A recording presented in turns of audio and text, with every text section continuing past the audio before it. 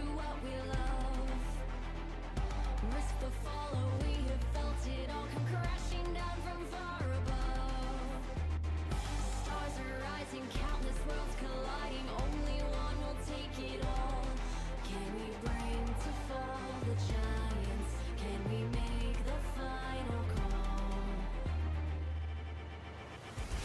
We are the ones to ignite the darkened skies. The champions of a world that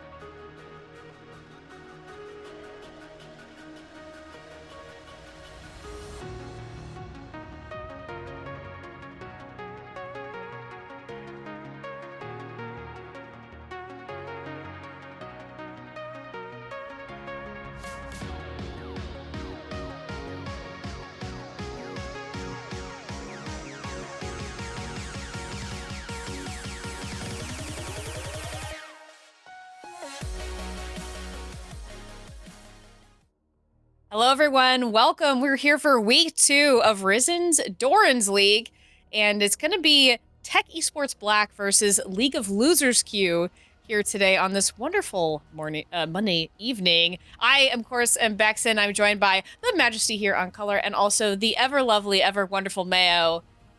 We love Mayo. Everyone give a round of applause. But this is going to be an interesting matchup. Both teams going in this week are 0-1, both having won one match last week. So, the Majesty, what are you looking forward to going into this week 2? Is there anything you're keeping your eyes out on or something that you're really hoping to see out of either of these teams? Yeah, I personally am looking towards, can these teams find their footing in dorms in this week too? As like you said, both teams unfortunately did take a loss in the first week of the season, but this week is super important for both teams. If they can manage a win here against a team that's in the same spot of the table as them, that'll create some distance away from the bottom and keep them in playoff contention. But before we get into any drafts here, I would like to shout out. Let's see if we can get this graphic up here. There we are. Congratulations to my co-host here, Bexen, for being selected as a host for GDQ. And we'd like to give a huge shout out. This is such a huge thing for you, and we're all super excited to see you. And yeah, congratulations on landing this. Thank you. I was not expecting it, and I'm super excited to do that. So be sure in July, be sure to check out GameStone Quick if y'all are not aware. They raise money every year. This one will be for Doctors Without Borders. So it's a lot of people running games really fast and raising a lot of money. So be sure to check it out. I'm sure I will be casting at some ungodly hour for anyone in North America. But yeah, I'll be sure to keep people updated. But thank you for that. But going into draft here, that's enough about me. We're here for the League of Legends. And I, for one, am very curious to see how both teams come in this week. Now, something to note, Tech Esports did have a substitute last week in their jungle role. So hopefully this week with the full team roster, we can see exactly everything they're going to bring to the table. But I don't know. It's going to be an interesting one. And Radicus is here in spirit. I just want to point out the lovely box here. Just the rat is here with us in they're haunting our draft process. Yeah, Radicus unfortunately did get moved to Rylai's for this week, but Godspeed. We wish him luck on his journey. However, as we get into draft here, that is 4 AP champions getting banned out off the bat, and Jax, who is here. So shout out. And AP Jax is a thing. AP Jax is a thing. I can confirm it's a thing. Yeah, I've terrorized enough low games with AP Jax to know that it does work. But the Xin Zhao first pick gonna come out here from LLQ. I cannot speak today. So lovely to see this champion. Xin Zhao, obviously, this past patch has been picking up traction with an AP build, with the disgusting amount of healing that you can get off of Xin Zhao's reworked passive. I would love to see this go top lane and go AP, but knowing competitive League of Legends, this is probably going to go into the jungle. And the Kindred in response. Kindred, very interesting champion. I'm personally a Kindred hater. I think this champion's terrible, but I digress. Kindred coming out, and Caitlyn going to be considered for Tech Esports Black here. And the Kindred Caitlyn obviously looking to prioritize their range, say, get away from me, keep my distance so I can hit you and deal a lot of damage. So 2 very frustrating champions for a melee like Xin Zhao, though with the use of the Crescent Guard, will be able to create some of that invincibility himself, and the Ambessa coming through. So investing very heavily into dive here for LOQ, and the Sivir pick will also help with this kind of go forwards and you will not stop us approach. So Bex, what are your thoughts here? Do you think that Tech Esports Black will be able to keep the distance that they want, or do you think LOQ will manage to get on top of the backline of TVB here? Well, something that I'm thinking about is LLQ, specifically We Are Back, had a really fantastic showing on Sivir last week, and I knew that was going to be a contested pick going into this week. So I have really high expectations out of the bot lane here for LLQ. So if they can perform similarly to how they did last week, I think they will manage to get on top of them. Now, that being said, like, Kindred Caitlyn are kind of annoying and frustrating to deal with, especially with, as you said, I mean, Caitlyn's range, especially with Hex Optic, it just feels like, 20 million yards. So that is something that they will have in their favor. And especially what both teams seem to like to play. Sorry, my dog has decided it's time to to be a menace. Anyway, both teams really need to win through their bot lanes. So that's this Caitlyn Sivir matchup to me is going to be really where a lot of my focus is. Now that being said, set here, rounding out the picks for Tech Esports Black, and as we are rounding out all of these bans, we have Galio and Poppy here for Tech Esports Black, and then Malzahar, and I'm not gonna lie, probably another mid laner out of LLQ. If I am gonna be psychically correct this week. I'm not nearly as good as the Rad, but I can do my best. Hey, there we go. Look at that.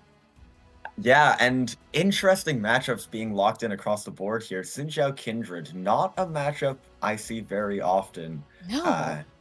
At all. And I'm I don't see interested to see Kindred how that this often, play out. really. No. I hate this champion. I think Kindred is annoying. I think Kindred is frustrating. But I also play... My one trick has a 42% win rate or something into Kindred, so it's rough out here. Ooh. The Xerath, even more range getting locked in for Tech Esports Black. They really do not want to get anywhere near the Xin Zhao Mbessa here this game. So with the Mbessa ult cast time nerfs, I wonder if that'll play a part in this game. Her cast time did get extended by a fairly significant amount about last patch. So interested to see how that will factor in here. And I think this Mbessa champ, though, once she gets onto a backline squishy, she can one-shot them.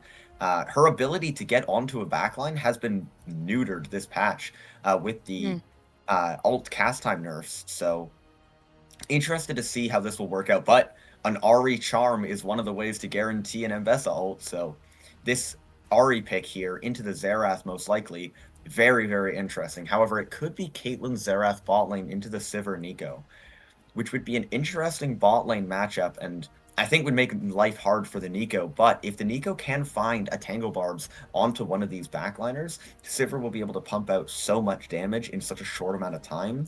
It'll be a contest of skill shots. Can Xerath land the stun before Neeko lands the root? Never mind. Braum's support here. I'm completely wrong. It is Xerath mid. I do not have the psychic gift, unlike my co-caster. So the Caitlyn Alistar switch over from the Braum. That makes more sense. Very interesting pickup here, and does make a lot more sense into the comp of the Sivir Neeko. But the lane from level 1 to 5 especially will be very difficult for the cow in this matchup. And could make it frustrating to play into. However, once they hit level 6 and the Alistar has access to that ultimate, could make things a much better time for them. And as the game goes later, Neeko, if she's preparing to ult, Alistar can always W headbutt her away and get the Neeko out of the fight and make that ultimate essentially worthless. So very interesting picks getting locked in here. Bex, what are your thoughts so far? I really like LLQ's draft, mostly from, like I said earlier, my eyes are going to be largely on the bot lane and exactly how the junglers are going to be able to facilitate a win through bot. Not saying that they can't win elsewhere, but that seems to be kind of their attempt to succeed, right, in their week 1 plays. So that being said, I'm glad that Tech Esports Black picked up the Alistar here, because I was going to mention that I was concerned because, yes, there's a lot of range, but there wasn't a lot of meat shield, meat in front of these backlane champions, especially with the Xerath, who's, very immobile. Caitlyn has a little bit of disengage, but with Set, if Set yoinks someone super far away with his ultimate and no one can help back them up, well, that's a free backline here for LLQ to get on top of. So I'm glad for the Alistar pick, and I think that's really going to help round out their comp. However, for the LLQ, I really like the Neeko pick because, as you clearly pointed out, getting into the backline is the whole key, right? And so I feel like if you can't count one time, it only takes one fake minion for Neeko to absolutely ruin your team. Also, yes, that's my dog behind me. Apologies. Just having fun back there. I don't know.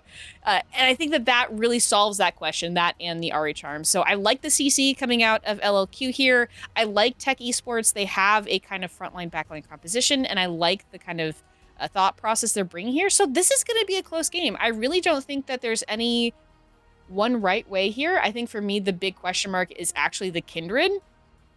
Because if they can succeed with the Kindred, I think they might be able to pull off a win here. But that being said, we are going to take a very swift break to go to wait for spectator delay. Sorry, at production reminding me that we need to remind you to use your channel points to gamble, not really, on who you think is going to win in this particular. Do you think LLQ is going to come out on top? Do you think Tech Esports is going to win here in match 1? And I know that the decisions for casters and production were divided about who is going to win these matchups, but put your points in. Put your points where your chat is, if that, needs to say. But all right, we're going to take a quick break. Don't go anywhere. We're going to come back with game 1 here of LLQ versus Tech Esports Black of Doran's week 2 right soon. Very quickly. After this break.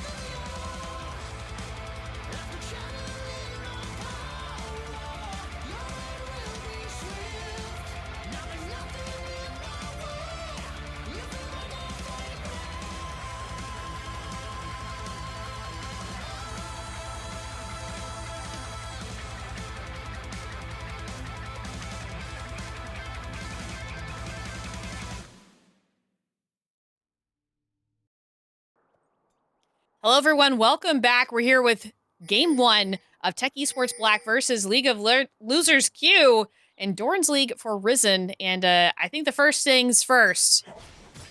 What's the skin game win game conditions? We need to check on exactly what we're feeling. I mean, Pizza Siver is pretty good. That's a nice Zera skin.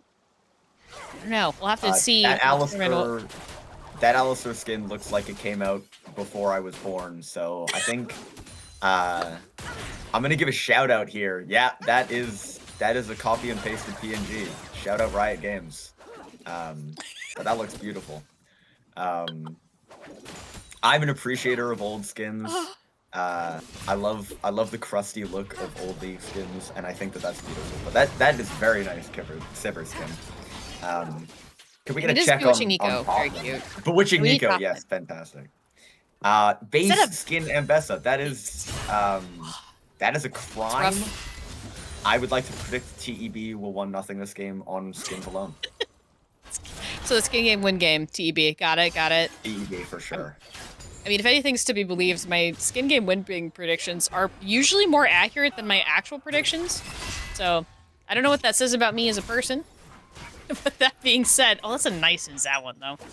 I think I do still have to give it to LLQ, because they are missing a skin, but the ones that they have are, like, really nice, and I quite like them, especially Pizza Delivery Siver, one of my favorites. Not my favorite Siver skin to run, ironically, but I like the Cafe Cuties one. I know, I'm a heathen. It's so bad. Lots of trades here early in the game, not a whole lot happening, hence why we're just yapping about skins. Apologies to everybody, but, you know. We did miss a kill. Yeah, onto the Caitlyn in the bot lane. I said nothing happened and then missed that. I'm gonna blame Mayo for that one.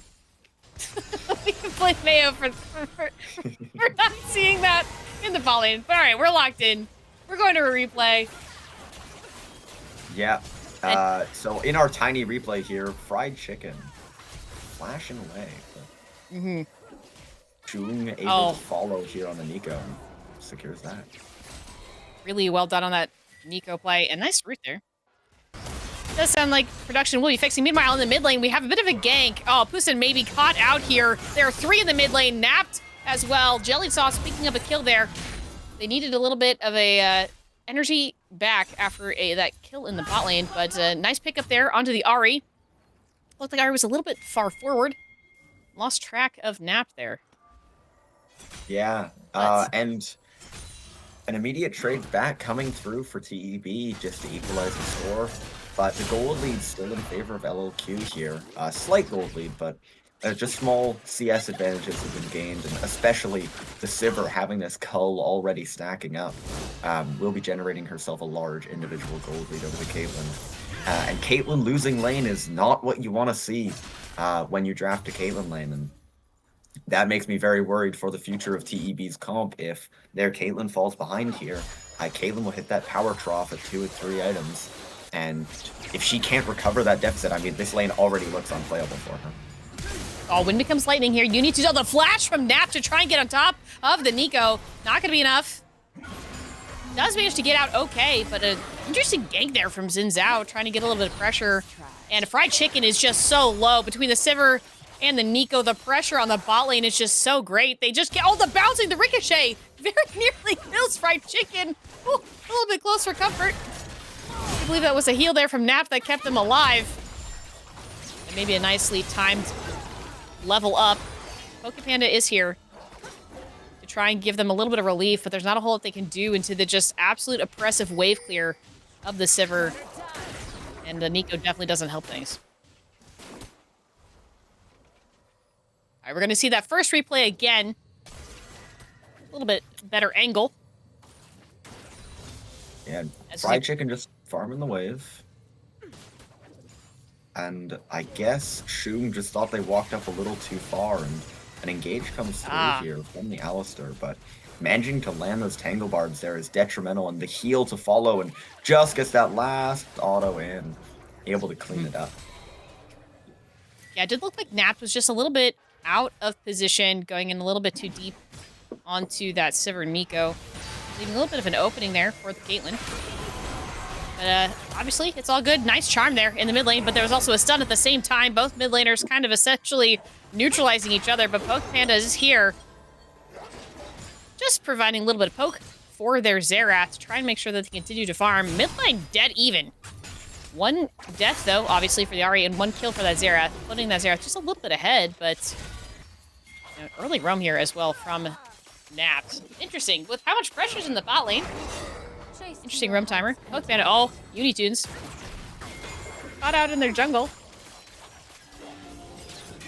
Yeah, the Unitunes getting invaded here. That does not feel good as Xin Xiao, but Charm coming through there. Fantastic charm there onto Poke Panda. Has to flash away. The Kindred now out of a flash. And Bessa is also headed here. Have a bit of pause on my end, but that's all good because Naft is here. Maybe caught out. There's 4 members. I think it might be time for a rare steak. Naft caught out in the jungle.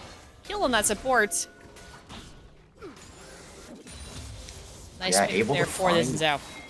Able to find a kill for the Xin Xiao onto this Alistar, and Alistar not known for being able to tank up so much before ultimate, so interesting to step forward a lot there, but Ancient Reaper could be caught out. Oh, the Showstopper comes in, as did the Public Execution, and when it came to brass tacks, and Bessa picks up a kill there. Nice roam as well by Unitunes, and Shang up here as well. By his Pokemon, the damage already from this Nico is just quite a lot. And with Nico, you never know where they aren't. Or where they are. Yeah, and vision getting cleared around this dragon here. And so far, the game's shaping up very well for LLQ.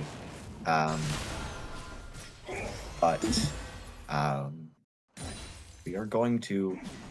I have not been able to see the screen for a second. I have some technical difficulties, but let's see if we get back into it here.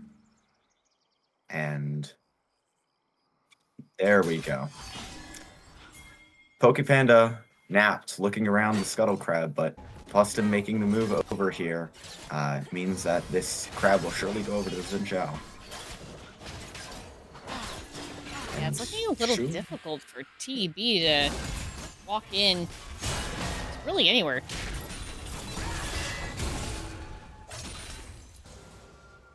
Yeah, TEB does not have much control here, so interested to see how they're able to use the strength and the range of their champions before they potentially get outscaled here by LLQ's comp difference. So far, it seems like LLQ have set themselves up very, very nicely as they head into this mid-game. Yeah, Zinzao is here on the Dragon, and it does look like, though, the TEB want to fight it. Napped here trying to push out the Sivir and the Nico. We'll see if they can get any distance, but the Dragon does go the way here of LLQ while they're trying to do that. I'm not sure that they knew. Pokepanda may be caught out here. Does try to smite the Sivir, but the Ignite comes in, and there comes the... Oh, Kindred managing to use the Lamb's Respite to get them to safety, but it was really close there. I mean, in the 3v3, there's just not a whole lot it looks like TEB can do because every member here of LLQ are just ahead. The lone exception here being the Ahri into this Xerath. Sorry, a little bit of confusion. I was not quite sure what lane we were looking at there for a hot minute. But ultimately, one dragon to the side of LLQ. No kills. But, I mean, the gold lead already is kind of spiraling out here. We've got a 2k gold lead for the side of LLQ. One dragon up. Mid lane is the only one that's more even. Meanwhile, everything else is looking a little bit scary here for TEB. Not to count them out, though. The CS here for Kindred is not looking half bad. Keeping on pace here with the Zinzao. Yeah, but the main thing that scares me right now is the Sivir and the Ambessa and their gold leads. I'm very concerned about the health and safety of this backline of TEB if Ambessa is managing to land an ult on the moment. Napped managed to put Ahri into the wall. The stun came out here from Xerath. Does look like they're going to be able to walk away, but the Rite of the Arcane comes in. Will they be able to pick up a kill? Oh, the Spirit Rush managing to give them just enough movement for the Ahri to get away okay.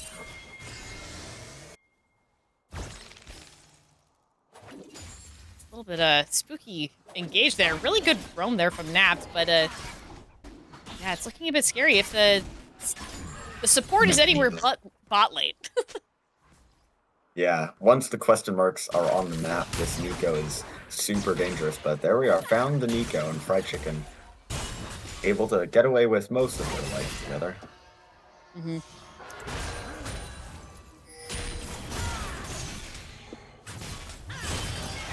Panda is here in the top side, trying to get a gank here onto Jungle Diff on this Mbessa. Is trying to push with a set, but they just can't make anything really happen. Just not quite in the right position. The lanes are pushed, but not quite enough for them to be able to do anything about it. Napt is here to try and help save this tower. Several plates down already. Napt going all in already on this Nico.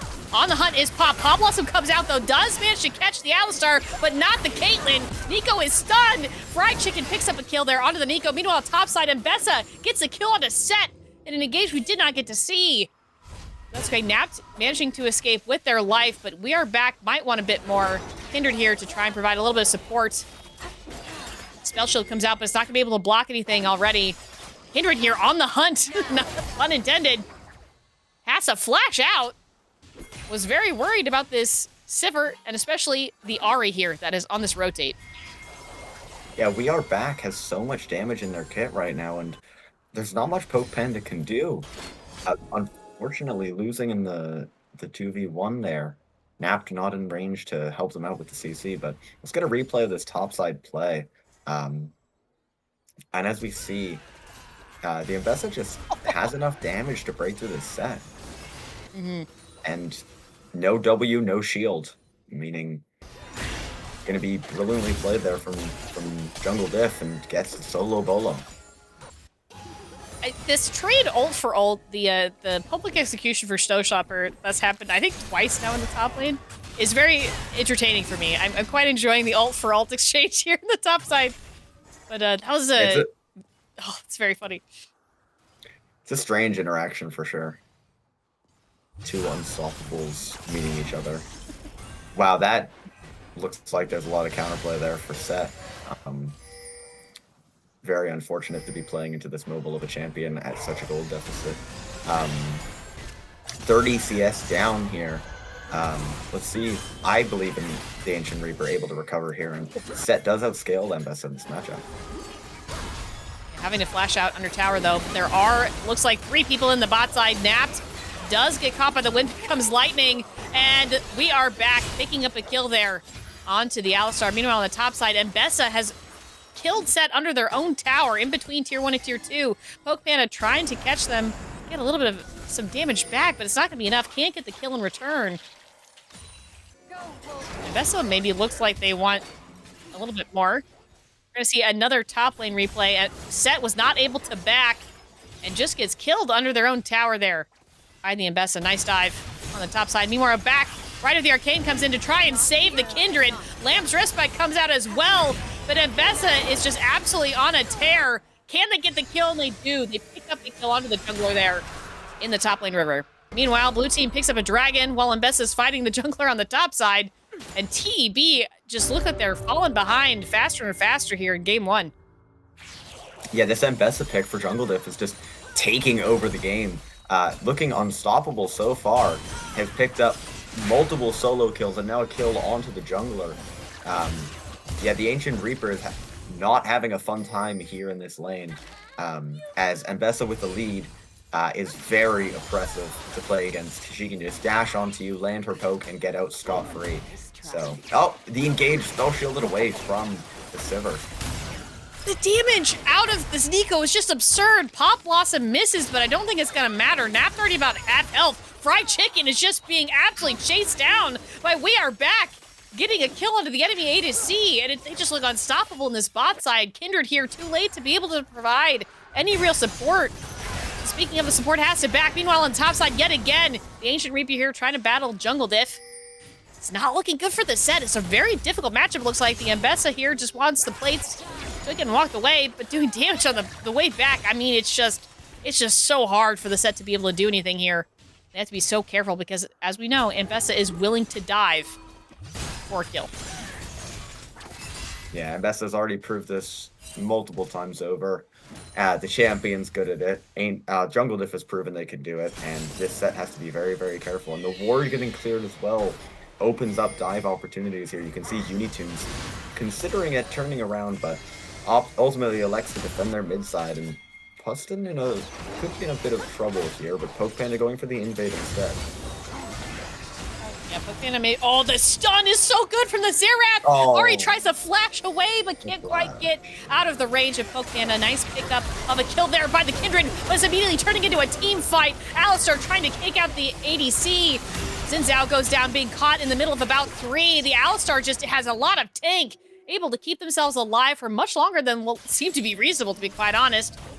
Caitlyn here, providing some supporting fire from the backside of this fight. And a sign of life here from TEB, getting something back in these exchanges, hoping to recoup the gold deficit here from 25, from 4K to something a bit more manageable. And the objective bounties here for TEB will be essential, as the mid lane turret, the bot lane turret, all 3 first tier turrets are still up. So let's see if TEB can cash in on one of those. But the Ancient Reaper Ancient Reaper! Oh, Showstoppers the Mbessa into the wall near the tower, but it's not going to be enough even with the tower shot. Mbessa just picking up another kill. We are back maybe in a bit of trouble. Spell shields maybe a bit too early. Poke Panda coming in with the damage, flashes under tower.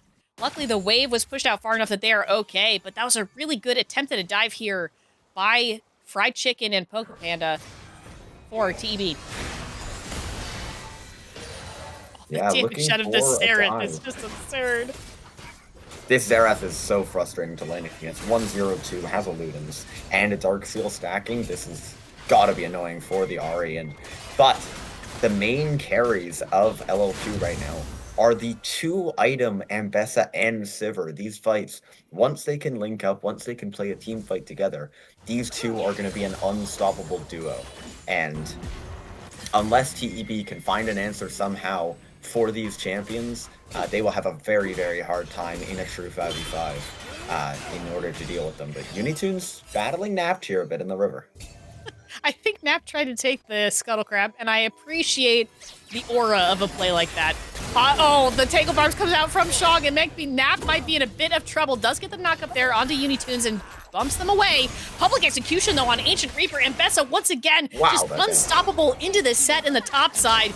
It is 2v2, though. Jungler and support versus jungler and support, but it does look like the Napped had to flash away to get to safety. Unitunes a little bit on the hunt here. They do see them on that ward by Red Buff, so TB knows that LLQ is here. LLQ doesn't necessarily know that, but Poke Panda here does. Oh, the Pop Blossom Slash manages to land onto the jungler, and Xin Zhao is here to provide the damage.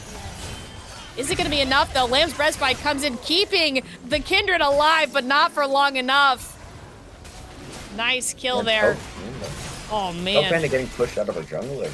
Oh, there's a jungle here. The Nico clone getting rid of the Caitlyn trap there, so Unitunes will be able to clear out the majority of this jungle for the Kindred, taking away that red buff and summoning the Herald into the mid lane. Applying more and more pressure through this Sivir. This Sivir has been farming gold, has their cull completed, and expanding their CS lead to almost 60 is going to make this Sivir a beast, and another good performance so far from We Are Back on this champion. It does look like Nap is in really deep here into this bot side jungle. Oh, the charm onto Jellied Sauce! The Ahri wants revenge! Spirit Rush is popped, and it's gonna be good. Picking up a kill on that mid laner when they were just looking for some wards. Xerath getting caught out there in their own jungle. Dragon going the way here of LLQ. 13-4 here, about 20 minutes in. 37k to 30k. Looking rough here for TEB, but like you said, they're not out yet. Yeah, TEB still has some fight left in them, but they're going to have to start going for some dragons. LLQ has picked up all 3 thus far this game. Though TEB have managed to secure themselves the grubs, with the Xin Zhao having picked up every other objective thus far, LLQ is in a fantastic spot moving through this mid-game and hopefully guaranteeing themselves a strong comp in the late. But yeah, it's just looking really good. Oh, man. Yeah. The draft as well from LLQ was like you highlighted, I really like the draft here. They have their early game. They have their Xin Zhao. They have their Nico. They have those tools to bring their late game carries in the Ambessa and in the Sivir to head. And with the support from the Ahri and the Xin Zhao Nico, as they move into these late game team fights, a Pop Blossom, a Xin Zhao knockup, an Ahri charm coming through into any of these backline carries of TEB could spell disaster for the team fight as a whole. And could be pushing Fried Chicken even farther out of the mid lane under their tier 2 turret here. Not having a good time this game on the Caitlyn has been getting pressed out of all of the lanes thus far. And Nico You didn't have to do that! The Pop Blossom Ignite! That was unnecessary! Sean picking up a kill onto the Caitlyn! Sorry! And a solo bolo coming through from the Nico. Aura points for sure. Yeah, that damage for a support has not got to feel great as a Caitlyn. And at this point in the game, you're thinking of comebacks. You're thinking of, can we make it into this somehow? But if I'm on TEB right now, I'm thinking, all right, let's just forget this happened, get into next game's headspace. But we're gonna get to a little bit of a fight here. Yeah, Ancient Reaper. Oh no. Yeah, but Pokemon is here and is napped. Looks like it's going to be a walkaway fight, but I always get nervous watching the set walk into the Ambessa, but there are several members of TEP here to back them up, so I think they'll be all right. And the replay here, Fried Chicken just face checking the brush, and Tangle Barbs come through, and every spell lands down onto Fried Chicken, and Nico just has the damage. That barrier not enough to save them. Meanwhile, once again, push it here. Got a nice charm onto Jellied Sauce. And unfortunately, they get away with, I think, about 10 health. Just able to walk out under their own tower. Right as the Arcane comes in. They want damage in return. Do they have the fancy enough feet to avoid the Xerath ultimate? Looks like they'll be okay. Napped here. Try and chase down the Ahri. Nico here to provide some... I mean, Napped keeps chasing the Ahri. The support is chasing the mid laner. There is no one to back up Napped here. Okay, they've had enough. All right. That was a long fight. That was quite an extended engage there from the support from TV. Napped is very far behind enemy lines right now, and could be in a spot of danger if they can't get a recall off. But does Alistar goes where Alistar pleases? Because that's the vibe I'm getting right now, to be honest. Yeah, this Alistar's kind of just walking around trying to find plays, trying to make a difference in this game, and clearing out some vision here around Baron. Not going to find anything. The line of vision here for LOQ has been advanced so far. I mean, look at the wards here. There's a ward around Raptors. There's a ward around Wolves. There's a ward around Blue Buff. There's so much vision control within the jungle of TEB that LOQ just knows where most of their players are at all times. But yeah, Shang is here. Oh, Pokemon admits he does get caught out here by the cloned Nico. Naps here running directly into enemy lines, does not care. On the Hunt is popped. Is he gonna beat out the Sivir is just in front of everyone, not waiting until their team members are there. But Ambessa is here, gets the kill onto the Xerath. TP from Ancient Reaper. It is now a 5v5 Nap. Does knock Ambessa into the wall. I think that was public execution, hard to tell. Pop Blossom hits too, and absolutely obliterates the Kindred, and the Caitlyn is not far behind. It's just a clean sweep, the showstopper. I don't think it's gonna be enough. They are the main course. LLQ scoring an ace here. It is a 5-0 here, 25 minutes into the game. They do get the dragon, and it looks like they're gonna push out these lanes as well. yeah, and the full clean ace from the side of LLQ. I don't like to call games too early, but 12k gold lead and soul point, or soul here secured. But let's get a look back at this fight. Naps with a good engage so far, but it just gets turned on their head here. Nap stepping a bit too far forward, forced to flash backwards, and the Sivir is just clicking forwards and not with a care in the world, and able to find the engage from the Ambessa. Does unfortunately miss the public execution here onto the Kindred, but finds it onto the Set, and Set is just cannot do anything this game, cannot keep their backline safe, and after they're cleaned up, tries to find the engage onto the Sivir, but at this point in the fight, it's too late for a single set to do anything, so all 5 going to be collected from the side of LOQ, and with Chemtech Soul and a 12k gold lead, I'm not too hopeful for the futures of TEB in this game. At this point, would be looking for a mental reset, get back into the headspace of a game, and get ready for game 2. True, there is always the chance of a heroic Baron play, and at this point it might come down to heroics. Jungle Diff here, all alone on the top side. Now it is an Mbessa, and we have seen exactly what that Mbessa can do. I don't think they're really terrified of anything. Pop Blossom does manage it on the very bare edge of it. It's Jelly Sauce. We are back picking up a kill. You gotta count your minions. Nico's on the map. Yeah. And Jelly Sauce obviously didn't hit tab or didn't have a calm from their teammate. No, but Shung is top as well. Oh, taking the showstopper into the Sivir to get out of there, I think was honestly the best play. Ancient Reaper getting away from what looked like certain doom. Oh, it was a bit spooky. And Best here leg and wait. Napped walking forward without a single care. Pure vibes. This Nico's been everywhere on the map so far. Coming in on the backside. Nap trying to revive. Oh, public execution directly onto the backline of Fried Chicken. And Bessa trying to get a kill onto the ADC. But there are 4 members here, but it's not going to matter. Flashes out of the way of the set punch to make sure that they don't immediately die. Now there are more members here. There's clones and Nico, and so is Shang. I think it's going to be enough. Right at the Arcane coming in towards the Baron pit to try and get the kill. Pop Blossom does hit 3. Shang just incredible. The charm lands on 2. The Kindred. Kindred has to use the Lamb Respite to save their lives, but the health bars are low. Ancient Reaper picked up here by the Mbessa. Beauty Tunes wants more. When becomes lightning onto Yap. Picks up. Napped there on the very end. Jelly Sauce by themselves here on the tier 2 on the top side. They picked up Baron while this was all happening. Some messy fighting here in the jungles, but LLQ, I mean, they just seem unstoppable at this point. 15k gold lead, 20 kills up. Baron and every dragon you can imagine. What more could you ask for? Yeah, I mean, LLQ is just having a fantastic game so far. And Jungle Diff has been a monster on this Mbessa, but I think the unsung hero of this game thus far has been the Nico. They have just been everywhere, creating every opportunity, but we are back, able to just stroll away from the mid lane, but Shung has been everywhere, but Kindred, unfortunately, does only have 3 stacks still at 20 minutes. 28 minutes.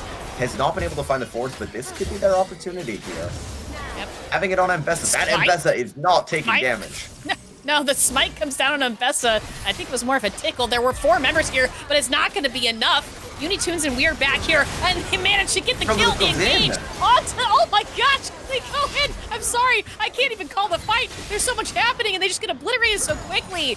Unitunes picking up kills, and we are back this here as well. Nap, despite all of the health in the world, is not going to be enough to save them. And Bessa on a tear here. Ari taking top towers, Nico taking mid towers. And they can't do these long engaged fights. It just seems like LOQ read their minds, know where they need to be, and they're pushing these minions into this base. And this may be game here for match 1. Yeah, the legendary split push Nico, taking the mid tower and the mid inhibitor. And that's a lot of Baron minions. I don't think that TEB will be able to clear everything. Oh, the Pop Blossom! Oh, you didn't have to do it to them like that. Pop Blossom. Game 1. Wow.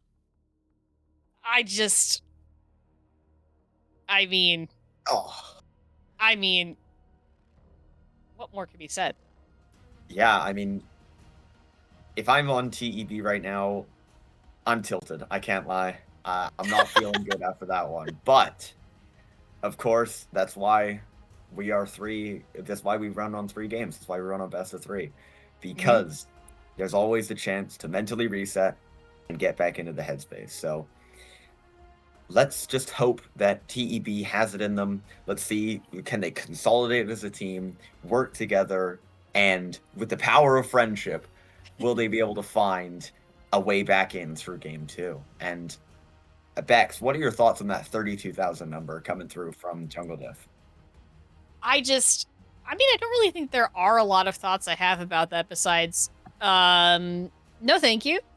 I personally would like to not play into that. That was an incredible showcase by Jungle Diff there, and the top side really came through for their team. There was really no weak links here. We are back. Definitely had a fantastic game here on the Sivir, which is exactly what I was hoping for. But my MVP for this game has got to be on Shang, on that Nico.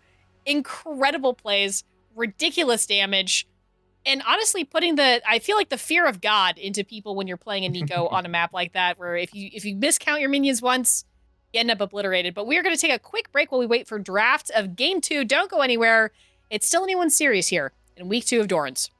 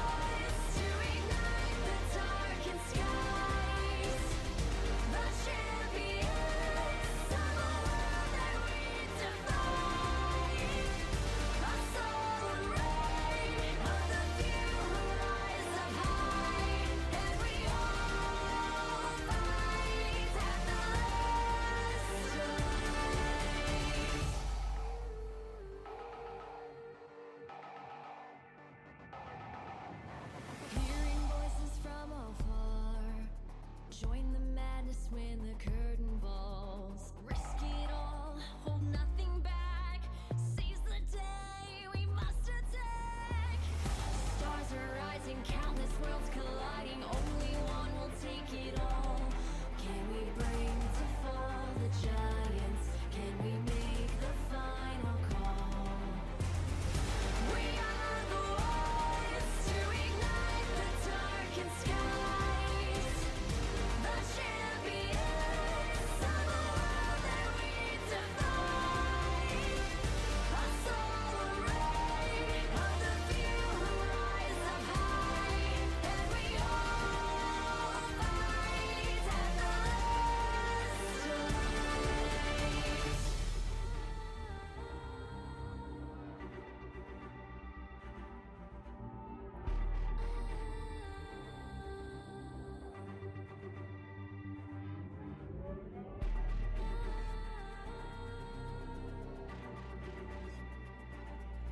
Can we bring to fall the giants?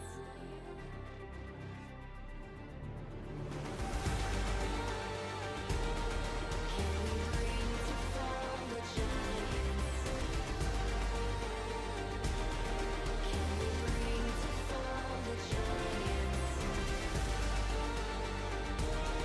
Can we bring to fall the giants?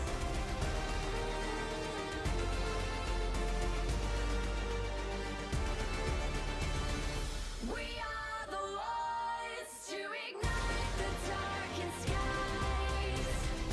The champions of the world that we defy. A solar ray of the few who rise up high. And we all fight at the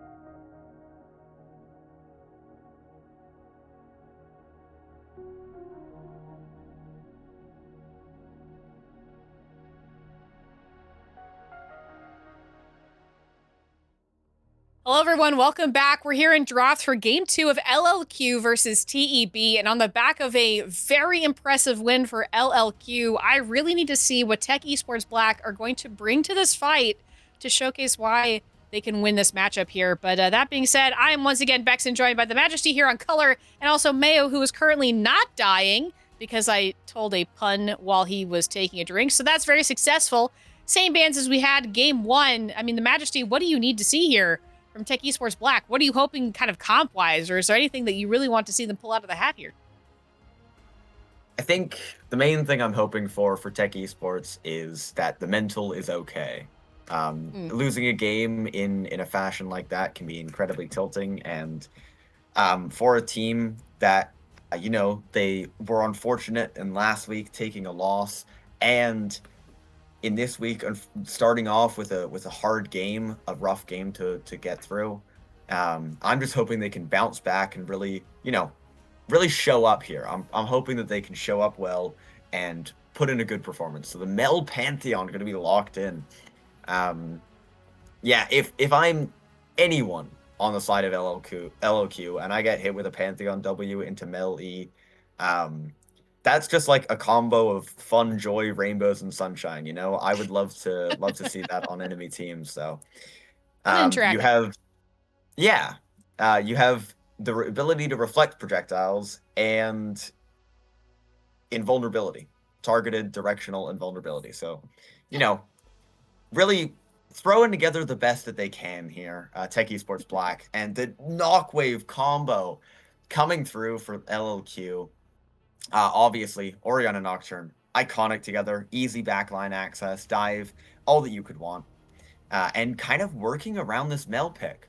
Mel Shield no longer gives invulnerability as of, I believe, 3 patches ago. So even if they put that W up, and even if they have, a lot of peel, a lot of support around them, they will not have the ability to fully give themselves immunity to the shockwave. So very, very nice pickup here from the side of LLQ in counter to that. But the Mordekaiser, this pick takes over games. I mean, if you get a lead on Mordekaiser and you click ult on someone, it is such a satisfying feeling seeing Nightfall do about 1/4 to 1/3 of an ADC's HP. I've even seen games where a Mordekaiser has luxury of building more damage items and can straight up do 70% of an ADC's HP with a single Q without being ulted. So if Tech Esports Black can support this Mordekaiser pick, this can take over the game with the fairly squishy so far comp of LLQ. True. I do love Emilio, though. I'm not gonna lie, I'm super biased.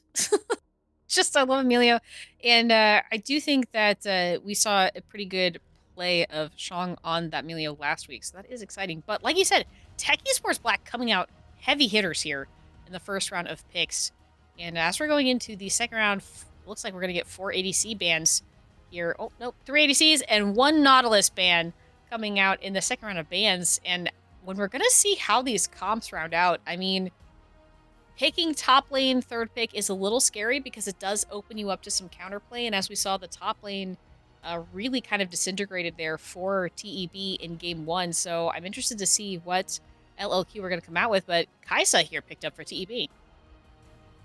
Yeah, Kaisa, I don't know about the Kaisa pick. I can't lie, I'm a little worried. Kaisa is known for being very good at tanks. Never mind, and LLQ locked in a tank into Kaisa. That was... I just ate my words live on stream. That felt good. Kaisa Blitzcrank. Interesting lane here.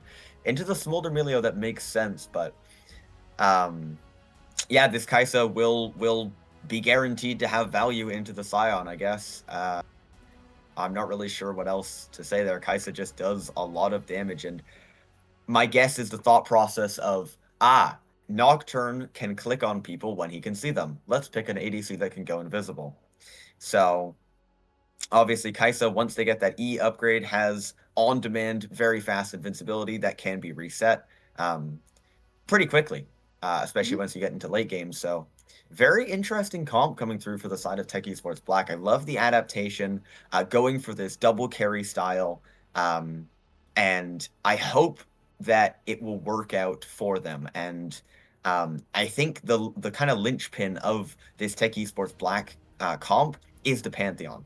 I think if the Pantheon in early game can be helped to create plays and can utilize some of that early game damage and strength that Pantheon is known for, this Tech Esports Black comp could do very well. But in counteraction to that, LLQ has drafted a comp that is kind of the antithesis of a snowbally comp, which is we are going to play Smolder, Scion, and Orianna. We are going to sit back. We are going to scale as hard as we possibly can. So Smolder and Scion just want to not interact with anyone except themselves and some minions. If the Smolder can continue to farm up here, they will just become a late game monster. We'll click Q on someone and oh no, where did 40% of my health bar go? So interested to see how Tech Esports Black can shut down the scaling from LLQ and if they can get themselves into a winning position here. Yeah, I do like that We Are Back had such a commanding performance here in game 1 that the Smolder pick doesn't immediately terrify me the way that it might and can normally, especially given how, like you said, the rest of LLQ's comp is not tanky. Like, besides Scion, it's a lot of squishies, and there's a lot of ins for TEB to be able to make those picks, not just with, obviously, the Mordekaiser ult, but also the Blitzcrank hook. If you're hooking the Orianna or even the Smolder, like, that can be really disastrous for LLQ to try and make sure that their comp does what it needs to do. So I'm really liking TEB's look here. I think that there's some question marks for me, especially around where exactly Mel wants to be using the W. I feel like maybe, obviously, it's always a question mark, too, because sometimes I feel like how Riot depicts what Mel can and can't reflect changes on any given day.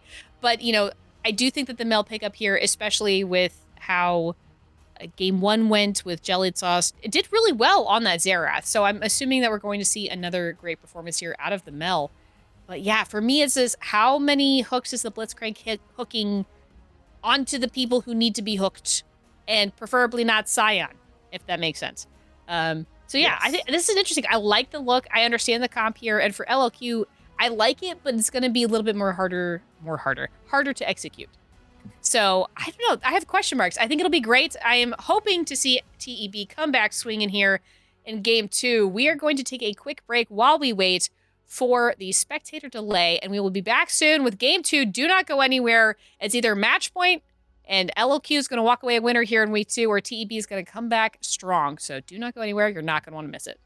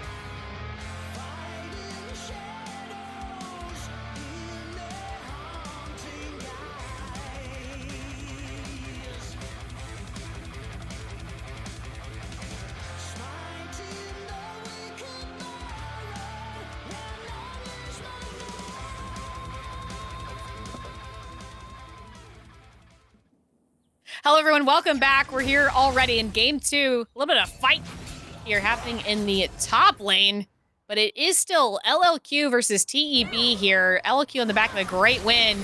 Napped here. They want a little bit of a cheesy start, trying to get a kill here early on the Melio. Heal has to come out.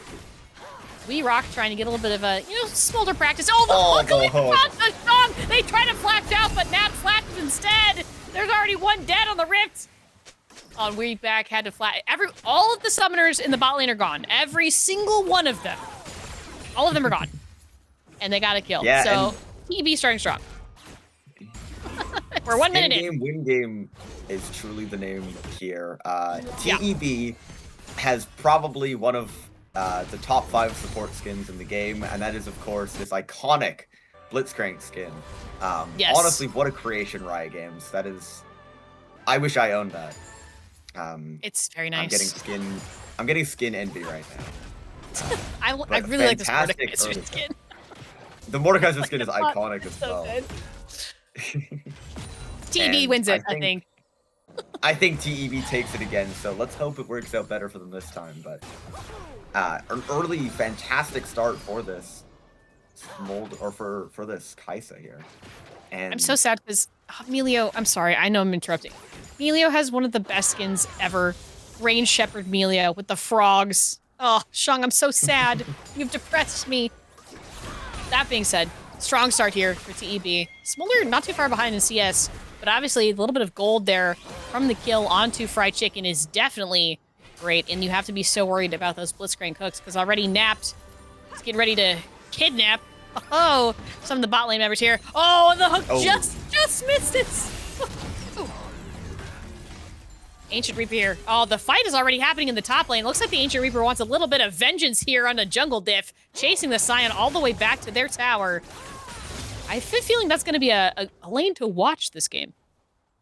Yeah, this Scion has gone the Doran's Helm item. I do think this item is broken, but at the end of the day, Mordekaiser just gains free move speed for existing, so gonna be a difficult lane for Jungle Diff here, but let's see if they can make it work. Picking up an early Null Magic Mantle here to hopefully mitigate some of that early damage, but Scion can't really ever kill the Mordekaiser, and that's what I'm worried about here. The capability of death from Jungle Diff is much higher than it is for the Mordekaiser. Yeah, Unitunes got the fleece. Sorry, Pokemon had to flash out there. And they did get the Scuttle Crab. It was scary there for a second. Yeah. Jungle Diff now, with the base advantage, is pressuring the Ancient Reaper here, but Unitune's looking for an invade. Pokepanda is only level 3, but does have their support nearby, and it will be able to find the Grump, level up, and kind of force Unitunes out, but the hook just going wide onto that Nocturne, and the Ancient Reaper is recovering slowly here, but does have a health disadvantage in this lane. That's a little worrying for the side of... Yeah, and unfortunately... Oh, the nice root landing. No follow-up here. The Mel does not have much damage and had that Q down. But TEB, this early game is shaping up nicely for them. Is a 300 gold lead, so has gone even except for that kill on Shang at minute like 1. But that was an exciting early start, you know? Yeah, very exciting, and then it's kind of tapered out here. My excitement is waning. The engagement is dropping. Someone do something. Yeah, quickly. Unitunes heard your call. Managed to go into the top lane. Both junglers are there. Notepad, yoinking a minion. Yeah, and TEB just kind of just farming, just scaling up. LLQ does benefit from a slower paced game, so would like to see if TEB can kind of contest the pace and get some fire underneath some of these players. But with dragons spawning now, they do have a chance to play for it. The Pantheon is pathing down, should look towards it, but we'll see if either jungler can hit their level 6 timer. Hope Panda has recovered the XP and actually has our EXP lead now over Unitunes with a failed gank in the top side and a small CS lead for the Pantheon. So interested to see how this matchup will shape up over the course of the game, and whether or not Unitunes can use their global to create some pressure in these side lanes. Yeah, I was kind of expecting, especially with how the game started, a lot more pressure from Fried Chicken and Napped here for the side of TB, just being a little bit more forward in the lane. But, you know, with that Nocturne, you do have to be careful exactly when that Paranoia is coming in. Speaking of, the LQ has a right to be paranoid, but Poke Panda is here. Oh. The hook does go wide. Does not land onto that Melio. Nice reflect there from Jellied Sauce on the Mel. It looks like there's not going to be an invade here on the bot side. I didn't know the ball counted as a reflectable object. That's interesting. You learn something new every day. Again, you never know. I feel like maybe yesterday it didn't, you know? Yeah. I'm sorry for all Mel players. I apologize. I don't know. Mel gets balance changes more often than nice root. Least, oh, and the ultimate. Kill. Let's go. Golden Eclipse there from Jellied Sauce, getting a solo kill in the mid lane onto that Orianna. Nice energy from TEB this game. Definitely a better look. You love to see it, here once again. Back up. The CS in top lane is scaring me a little. Jungle Diff has been clicking minions like there's no tomorrow, and that Scion has gained themselves a 400 gold lead and solo advantage alone. The Ancient Reaper could use a little bit of assistance here. 280 stacks for the Scion. That max HP farming has been going very well, but could be a play down here. Poke Panda, it does have the level advantage, but Napped. Can they find the Q? Flash away from the Melio. Early flash, but a needed one at that. And unfortunately, for Dong, will be down a flash now into a Blitzcrank. That is a terrifying prospect. Yeah, that is really scary, especially as a support. Yeah, I mean, if you're playing Melio and you have like 100 HP compared to Blitzcrank, wow, this lane is the CS lead may be in the favor of Napped, or in the favor of Jungle Diff, but the Ancient Reaper does have the damage with the Faded Ashes coming through. Early pickup, probably going to be indexing that into an early Landry's, so should be seeing some potential pressure getting traded back for the Ancient Reaper here, but bot lane right now, other than that level 1 play, has not had much going on. A small miss from Napped on that hook. Unfortunate Dragon here. There, but the Ancient Reaper taking wow, on looking like a damage champion out there with the full charge Q into auto, just chunking the Ancient Reaper out. And see this play here, just Fried Chicken, a lot of pressure here, but Naps could be looking for a hook, good sidestep from Dong. And Paranoia comes out onto the top side. Oh, right on top, as you said, onto the Mordekaiser. Unitunes picking up a kill on the Mordekaiser. Bot lane used that time to get a little bit of pressure onto this Kaisa and Blitzcrank, but once again, pushed in here, rooted in the mid lane. Golden Eclipse is going to be good. Another solo kill for Jellied Sauce on this Mel. Another solo bolo for the Mel. Jellied Sauce is starting to snowball, and with the Dark Seal stacking up, and the Lost Chapter coming through as a purchase, Jellied Sauce could be looking for an early item. But forward, and Stalfar. Just able to disengage there with the fear. But Poke Panda able to steal away first row.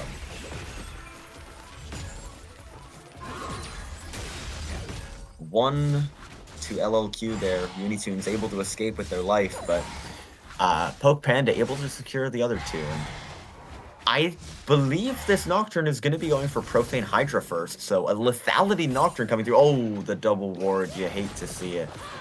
Unfortunate out there. I once warded my own tower. It happens. Yeah, it happens to the best of us. It does.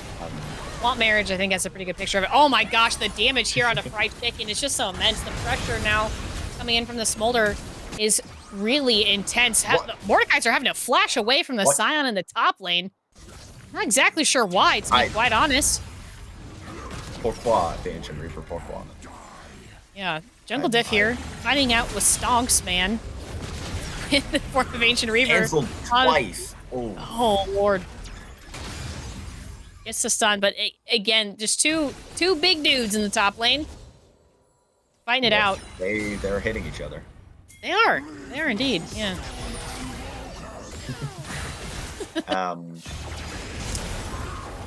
Yeah, I mean, this top lane has just turned into a fist fight. A constant, perpetual fist fight with really no winner. Unless there is a jungler coming up to mess with the fist fight. So... Unitunes. Oh, catches naps here. The jellied sauce is here as well. I don't think you can walk into the smell. Oh, they're airborne, and the golden eclipse is good once again, getting the kill. Jellied sauce on a tear, picking up a kill onto this jungler. Flash from Nap, getting the knockup onto the Orianna, and the shockwave was not enough to save their jungler. And honestly, I think they're thankful that there's not another. Oh, Poke Panda is here. Spear does land. It's not going to be enough to get the kill, but Orianna has to leave lane. Cannot back. Was interrupted. And that's a lot of gold in the pocket of that Mel.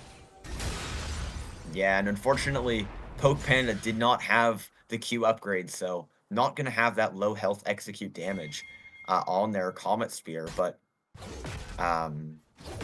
very, very close to finding the kill there. The Scion is just about to crest 4K. Smolder has already crossed, but the largest gold lead is 5K for the Mel compared to the 3,600 of the Orianna. So the jellied sauce on this pick is starting to get very, very close to taking over. Has Luden's finish and a 4-stack Dark Seal. So yeah, definitely looking scary here. It makes me wonder how LLQ want to start trying to play for some mid-game team fights. Jellied sauce, I mean, the pressures on the Orianna is just absurd. CS slowly getting a little bit out of control here for Bushton. Oh, the hook misses in the bot side. That Blitzcrank is just so scary. Now kind of looking for more. The kickball does hit, but there's 3 members here of TEB. And it looks like LQ might have to leave. We are back a little bit scared. Mom called in, but is it going to be enough? Shong just gets caught out. There's nothing the Melio can do. And we are back having to flash that final hook there. Paranoia comes in, lands directly on top of the Blitzcrank. Unitunes wants the kill. The flea is good but they don't get the kill. Blitzcrank gets to walk away. Fried Chicken and Poke Panda doing too much. Instead, killing Unitunes on the back of a failed gank.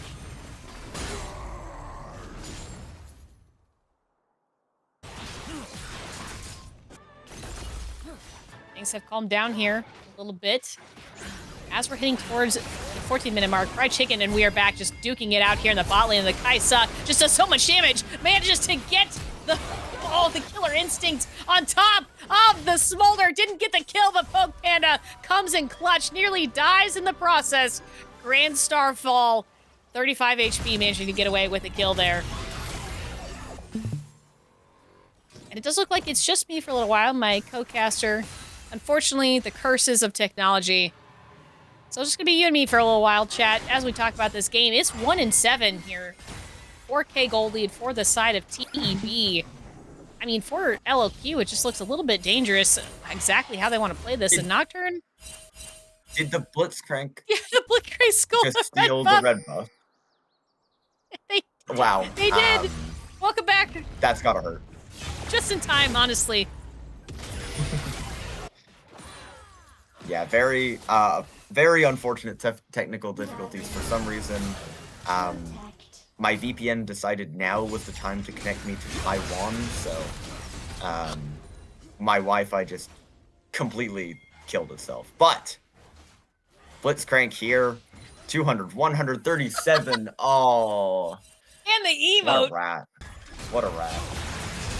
Yeah, on the top side, we have Jungle Diff. Yeah, getting a little bit caught out here.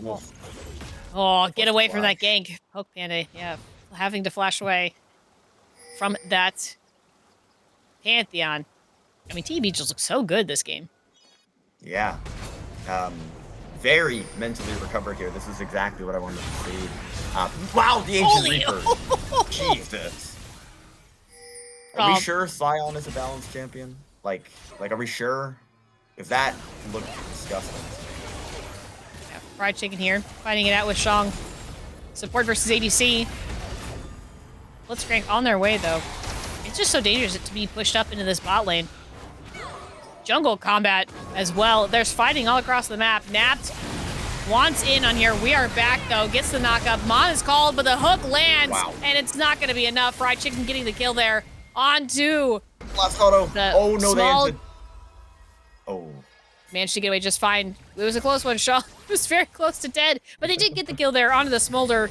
Anything to stop that dragon stacking is something that you want. And look at this Kai'Sa, 4K. 400 gold shutdown available here for the Kai'Sa.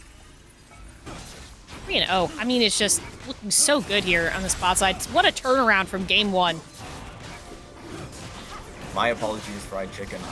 I was not familiar with your game. I did not know you had calculations like that. So that was very well played there from the Kai'Sa, able to escape with the kill and their life. But this matchup does not look very fun for either side. The Mordekaiser looks to be suffering, but now Jungle Diff is suffering. So it's just a trade back and forth of unfun behavior from the top laners, as we've come to know and love with this role. Truly one of the roles of all time. I'm not sure what else to say about it. I mean, now the favor will be in the side of the Scion with the Hollow Radiance finish. The waves will just melt like butter before them. I mean, right as you see right there, one shots the entire wave for free, basically, lands one ability, and that's enough. So let's see how well this wave can stand up to the Scion. Yeah, well, Napt is here to provide a little bit of support, and it looks very scary here for the side of Jungle Diff. Napt here much more able to make some roams happen, some knockups. A little bit of support there for the Ancient Reaper. Not able to get a kill there on Jungle Diff, but I really think it's more about being annoying to your enemy laner. The Blitzcrank here, really nice. Truly, that's what Napt's doing right now. I mean, they stole the red buff, and now they're just being an annoyance in top lane. What more could you want from the support? I still cannot believe that they stole the lane. Shog here in trouble. It's 3v3 in the mid lane, and the Mel just does so much damage. Jellied Sauce coming out clutch. Unitunes here trying to get on top of the Mel with the paranoia. The shockwave was fantastic from the Orianna. Napt here is in trouble, but they took the jungler and the Orianna down. In the meantime, this Mel just looks unstoppable. Also, we lost Jungle Diff on the top side. TEB absolutely coming back swinging 2-12. The game, I mean, just really in their hands at this point. We are going to get a replay here of the top side, so let's see what happened. The Ancient Reaper sending Jungle Diff to Brazil, and just able to find the damage. Another Q coming down here, and that will be the solo bolo to the side of this Mordekaiser, and the matchup has officially swung with that Liandry's completion. They have gotten themselves a cloth armor, so now Ancient Reaper has recovered the gold lead and has a lead of their own, about 400 gold to the side of the Mordekaiser.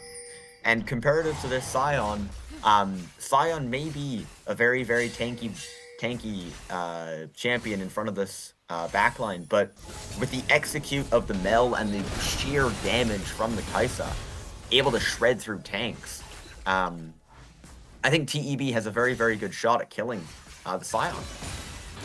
Austin just also, I just want to point out, just has not been able to play this game at all into this Mel. I just feel like it's been so rough for this Orianna to really do anything. Oh, the root comes in, speaking of. Oh, Jellied Sauce. The Gold Eclipse is enough. A 1v1 kill in the bot lane for both mid laners. Meanwhile, Poke Panda is here. Scion trying to get away, but the unstoppable onslaught's not going to be enough. It's now 3v1. And Kai'Sa was able to lend a hand. They didn't even need it. Poke Panda getting a kill there onto the Scion. Passive is procced. Oh, LLQ really struggling to find their footing here in game 2, whereas TEB just, I feel like they're playing a whole other game. Yeah. TEB is just on another level so far this game, and a huge bounce back from game 1. This is what we love to see. And they've secured themselves almost a 10k gold lead, have 2 dragons and 2 grubs. This game performance here from TEB is looking stellar so far. 20-minute Baron. On spawn. It's on site with Baron. Yeah, I mean, there's not a whole lot LLQ can do. I don't even believe they know that it's happening. And even if they did, I'm not really sure there's any way to walk into TEB at this point, especially with the CC coming out, especially from Jellied Sauce, but also from Napped. I mean, huge props to the support here, being able to make some fantastic plays happen all around, and both Panda as well on this Pantheon, just unstoppable. The entire team of TEB here looking fantastic. But as we're getting a little bit later into the game, Dragon up here in about 20 seconds. And LQ, honestly, I feel like they need to make a play for it, but I'm not really sure there's a whole bunch they can do, especially with these Baron minions pushing into their lanes. Yeah, and there goes Arrow. Yep. Down in the mid lane. Crashing in, taking that tier 2 with the hook over the wall into Shong. Cleanse from the Breath of Emilio. Life! Oh, Breath of Life was the only thing that saved them from Golden Eclipse there. Mel almost had a kill, which does mean that a big amount of damage from that Mel is gone, but I'm not exactly sure if it's going to matter. They're pressing this tier 3 in the mid lane. And now they're just gonna go take Dragon, and they're basically daring LLQ to walk into them. Yeah, I'm not sure what the chances are here for the side of LLQ. Wow. That was so close! Oh, right on the edge. My own life flashed before my eyes, and I'm not even in game. I'm not gonna lie. Blitzkrieg is one of those champions that I permaban. I cannot stand playing into that champion, and Naps is showing exactly why. Red team here picking up the Drake. I mean, the fantastic hook on a We Are Back. That is a very dead Smolder. Unitunes trying to go in to get anything in return, but it's not going to be enough. Onto the Blitzcrank is not the target you want. Grand Starfall back to the mid lane. Every member of TEB here is pushing into the mid. Well, 4 members. Meanwhile, top laners are still doing their top lane thing, but that's an inhib there for TEB. They're pushing into their fountain. I think they might want to end here. They have the Baron minions. Top lane's doing whatever top lane's doing. I think they want to at least get some Nexus towers here while Smolder is down. Yeah. I'm so scared for this hook. Every 10 to 15 seconds, however long Blitzcrank Q cooldown is at this stage of the game, it's just like every squishy's life just flashes before their eyes. Is that going to be a one-shot? Oh! Yep, there it is. And Jelly Sauce managed. Oh, Mom comes in clutch, getting the kill back onto the Mel. The pressure is now on. Nap flashes directly into the Scion, gets the kill. The shutdowns are now spreading across the board. I do want to point out, We Are Back got that shutdown from the Mel, which is not exactly who you want that on if you're TEB. Pokeman here trying to catch the chase here. Unitunes is in a lot of trouble. Fried Chicken, Killer Instinct directly on top of them. And that's going to be that for the Nocturne. Meanwhile, Sign here on the top side trying to run away, but the Unstoppable Onslaught's not going to be enough. The Spear is going to get him. The passive is proc. Fantastic re-engage, turnaround here for LLQ. Does manage to pick up a couple of shutdowns. Is it going to be enough to save them from what seems to be certain doom at this point in the game? Is Mordekaiser's recall animation that large, or is that a spectator issue? Ah, we've just gotten confirmation that is a spectator bug. I was going to say, that looks particularly wide of a recall animation, but... It's a legacy skin, or not a legacy, one of the fancy ones, you know? It's a new thing. Yeah. Wide recalls. Riot's shiny new toy that they want to promote to everyone, so... Oh, Jelly Sauce here catching out you. Oh, no. There's 3 members here. The hook back in. The Nocturne goes down into Jelly. I mean, this Mel is just incredible. I mean, 9-1. There's not a whole lot to be said there. Bustin. Yeah. Trying to... That damage is disgusting. Oh. That's tier 2 in the bot lane. Medjai is coming through here. 10 stacks, almost has the Rabadons complete. This Mel has no mercy for anyone. None. Truly one of the champions that Riot has released in this game. With the execute coming through, I mean, we've already been seeing how the damage just adds up so quickly from the Mel. She has so many ways to contribute to her passive, and then once she pops it, there's really not much you can do if you're a squishy champion. So we're hoping and we're praying that If you're the side of LLQ, you're hoping that you can find a way onto Jellied Sauce and take him down, but even if you one-shot the Mel, there's still a 3-item Kaisa. There's still this lethality Pantheon that's been picked up here. There's still the Mordekaiser, so much damage, but the Knockwave on the Speaking two. of the Paranoia and the Shockwave onto the back line, the Flea is good, but is it going to be enough? Jellied Sauce, though, is still alive. Ancient Reaper getting the kill onto the Nocturne, and the Smolder has hit Smoldering Time, but the Blitzcrank goes down in the meantime. Jellied Sauce here on the back line, still alive. Scion, though, doing a lot of damage, and you can hear the Smoldering Time is here. Is it enough for LLQ to turn it around? The Ancient Reaper is on the run, and they go down. Triple kill to the Smolder. The Dragon has practiced. Now, can they turn it around in their favor? They have 1.5 Nexus turrets and nothing else. Will it be, or is it too late? Can LLQ get something in return? Yeah, LLQ finally hitting their power spikes here with the 225 coming through from the Smolder, but the Smolder has opted into this Bruiser style. Look at their items, Black Cleaver, Spear of Shojin, not necessarily going to be ADC items, so we'll see if the damage is a concern. But let's get a replay of this fight here. It begins once the Scion walks a little too forward, but the Knockwave Flash Ult combo landing onto the heads of the backline. Jellied Sauce lives the engage, though, able to escape with their life, and Smolder hits 225 now. So they are hitting, finds a kill, first kill onto Napt here, and second kill coming through Poke Panda, shut down by the Smolder true damage burn. So the Ancient Reaper slowed, walking away, but we are back, flying forwards, able to find the last damage, getting the triple kill secured onto the Mordekaiser. But as we jump back to live, Doran has been complete from the side of TEB. Jellied Sauce, 9-1-3, 507 for Fried Chicken. This damage is still lethal. Even though the shutdown went over, TEB still has a whole host of problems that they pose. The questions for LLQ still remain unanswered. And at this point, they can't even clear the minions. The Nexus Tower going down as TEB take away Hextech Soul, which only adds to the power of this comp here. I mean, you struggled to get onto their backline now. Imagine how much you're going to struggle when they have the ability to do to apply Hextech Soul slow from the range that Mel is standing at. Yeah, it's looking a little bit dire here. Yes, it's gonna be very, very difficult for even a Knockwave combo. We saw they landed the combo. They got the ideal situation that they wanted, Knockwave onto 2, but even that wasn't enough to win them the fight. So another Knockwave coming through. There it is. Mom comes in as well. Everyone is nearsighted. The Paranoia is there, but it's not going to be enough. Unitune getting yoinked by Napt.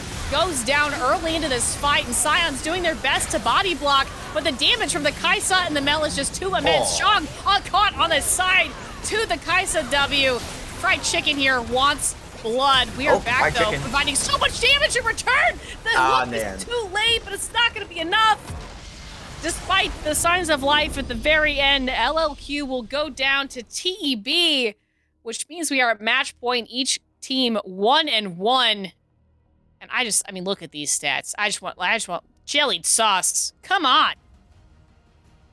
Yep, Jellied Sauce proved last game they could perform on these mages, and they got a mage, and lo and behold, they performed 4 items. If you include Medjai's as an item here, for the Mel, matching the strength and exceeding the strength, actually, of the ADC. And 26,000 damage coming out from both of the carries. And even the Ancient Reaper getting up there, out-damaging the Smolder. So TEB, this is exactly what they wanted with this style of draft. They protected their backline, and once it got to the point where the Knockwave was outscaled, that's when the Smolder is supposed to pick up the slack and do the damage. But at that point, We Are Back had been put so far behind that they had been forced to go Bruiser that game, so unable to have the crit damage that they needed from the Smolder. And I mean, it shows. The damage was good from Smolder, but just wasn't enough to solo carry this game. They did not find enough stacks in the early game. They hit 225 fairly late, and Pantheon, Mel, Kaisa able to create so much space with the Mordekaiser occupying the Scion on the side, and Blitzcranked them. Truly had such an impact. in this game, not doing the damage, but that's not their job. Blitzcrank found so many hooks this game. You can tell in the assist count.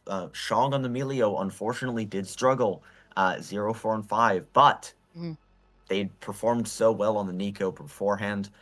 As we get into game 3, get ready here.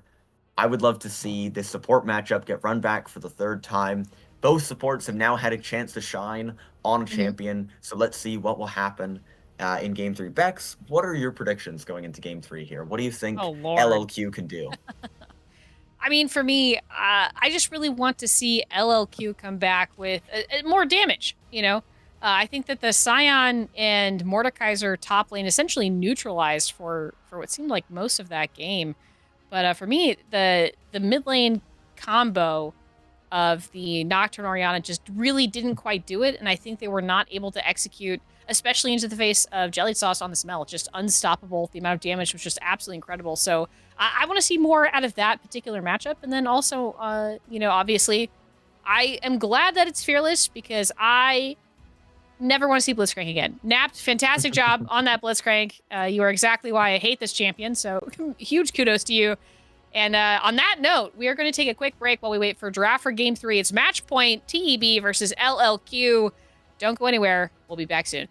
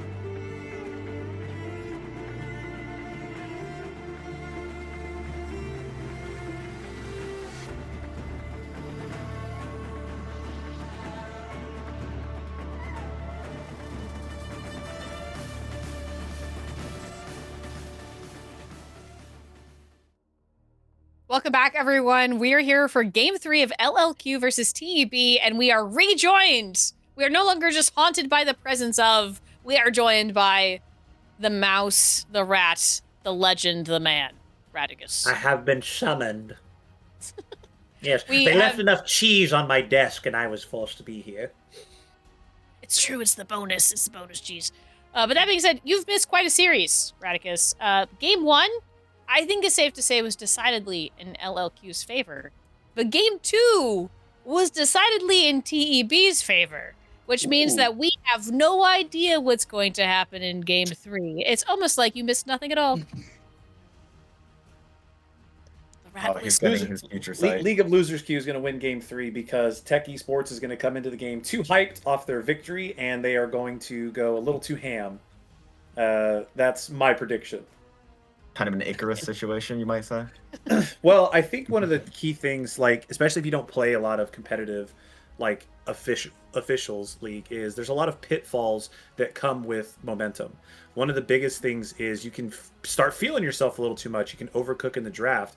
There's a lot of things that you can do. You can also kind of, depending on how you beat them, you can kind of lose a little bit of that respect for your opponent. Not like disrespecting them, but you don't like, yeah, this guy can't play Ari, and then they land like 4 charms on you, and you're like, this guy's really good at Ari. So it's, there is that trap you can fall into. But there is no Ari, so we're good. I'm trying to look at all the fearless bans. Yeah, and as we get into draft here, a slight adaptation from both teams here. The Gwen ban coming through from LLQ instead of the Jax, and Tech Esports Black opting for Malzahar ban. But I have just gotten a note from production, sides are flipped, so the bans have come through. Tech Esports Black makes way more sense. Has gone for the Gwen ban, but a first pick, Camille coming through. Tech Esports Black locking it in, feeling themselves, like you said, Radicus. I wonder, shall their hubris come through to bite them, or will they be able to find success in this pick? Now, a question mark has appeared in my mind because I have been seeing a fair amount of Camille jungle lately.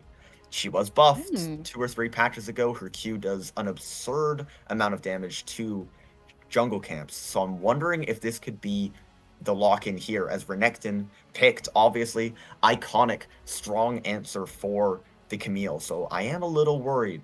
If the Camille does go top, will they be able to cope with the Renekton matchup? Or will they be able to find success by rotating it through the jungle? I think they're probably just going to play it in the jungle. I think back in 2019, whenever IG was playing it, Ming was like, it's disgusting Camille player. It just applies so much early game pressure because the gank angles are so unique. And with Ashe picked up, this really tells me this Camille is going in the jungle, because Ashe Camille, you can just arrow. Camille doesn't even have to be anywhere near the target. She's going to be able to leap over the wall, lock him in place. They should pick something also aggressive. Is there a Nautilus available? That's a Veigar. Okay. I like it. There they go. I like it. No, it's really good because the Veigar can still be a support. It can be a mid lane. You give yourself a lot of options. I like what Tech Esports is going for. The only thing that I'm scared of is they have a lot of engage and they don't have a lot of ways of dealing a significant amount of damage in the early game because it's pretty much just going to be Camille. I would have liked for them to pick up a support because now League of Losers queue can just ban out 2 more engaged supports and what do? True. Yeah. I'm not gonna lie. My hot take is, what if it's Camille support? Ooh, Hear That me out. could It's actually be the it's angle. totally not the angle, but it could be. That'd be well, kind it could of also fun. be it could also be Ashe support too, right? Ashe is very good into these like 80 carries that don't have high health pools. It could be Ashe support Veigar 80 carry. Like I don't know. There's a billion Anything's things that they can possible.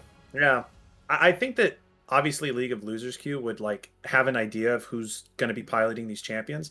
But this is what I was talking about. This kind of looks like a I'm in the kitchen cooking type draft from Tech Esports Black because there's a lot of flex picks. Some of these champions aren't really played that often.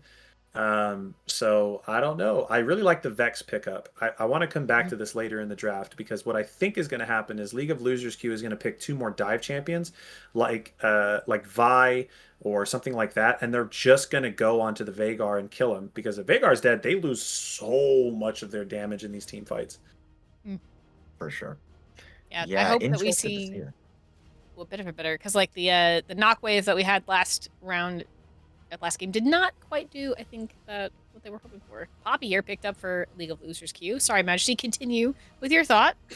All good. I think the Poppy is a great adaptation from LLQ, kind of neutralizing that Camille, but the Alawi here, interesting, going a different angle than what you expected, Radicus, going for kind of this absorption of dive, but I am a little worried that Alawi will not be able to do much into the Aphelios, as Aphelios is not known for a champion that clicks forwards very much. So, oh, the Kazakhs coming through. There's the dive we're looking for.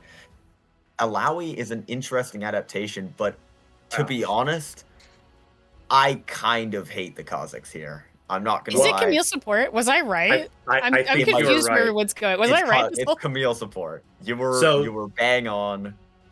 Give me the So that's channel what- points.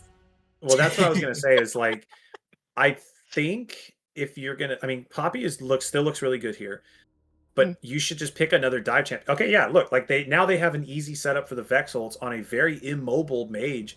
As long as you land the, I don't know, the icicle toss or whatever that spell's called, like Vex is going to hit her ultimate almost 9 times out of 10. And even with Merc Treads, the projectile speed from Vex is fast enough to land there. Veigar, even if they build tanky, Vex just does so much damage. And yeah, I think the Alawi is mainly just to turn this into a 1-4 comp. We ran this a lot where you isolate the Alawi in a 1v1 matchup and you pick things that have a lot of area denial. You have Ashe for kind of checking bushes, Hawkshot, Kazakhs. I can see the vision because if you're playing 1-4, they're going to be split up trying to chase your solo laner. There's a lot of isolated targets here. I can understand the idea. But I will say this. There is also a giga brain way of playing Kazakhs here. You don't have to jump into the backline to kill people. All you got to do is max W, get the W evolution, play the old school style Kazakhs where you're just playing off poke, trying to slow people down and just kite them. They want to go in on you. You can kind of just poke. I think there's better champions to do it on, but this is still playable, even with the Poppy Sejuani just going to be sitting there stunning you, beating you over the head with a flail. Yeah. I kind of hate the Kazakhs here, but I have been told, and of course, as you should know, we have many ways of participating in many hobbies in Risen, but one of our favorites is unregulated gambling. So make sure you send in those channel points, get your predictions in on this game. An exciting game 3 coming through here, and some interesting variations in comps here. So I'm excited for this game. Radicus, are you excited for this game? Yeah, I think League of Losers Q draft is just so much more like ease of execution, and that has to be taken into account whenever you're looking at what you're drafting. I think that there is a road where Tech Esports Black definitely can stomp the early game hard enough with this Camille Ash Kha'Zix combo, because they have a lot of damage. One arrow and you're done. So Aphelios probably going to have to go cleanse this game. But ooh, I'm nervous for the first objective fight. Whoever can get Prio and get to this objective first is going to be able to set up vision. If Tech Esports gets there first, they have the cage, they have the poke for the area denial. If League of Losers Q gets vision first, there's an icicle coming your way, and it's got Vagar's name on it, and that's scary to me. So it's definitely going to be the lane priority. Absolutely. I think this is going to be a fun one. I, for one, am really excited to see Camille try to play into Poppy. Personally, that sounds awful. But on that note, we're going to take a swift break while we wait for a spectator delay for Game 3 of Tech Esports Black versus League of Losers Q. Who will come away the winner here in Week 2, and who will go 0-2 to start their season? So don't go anywhere. We'll be back soon. You don't want to go 0-2.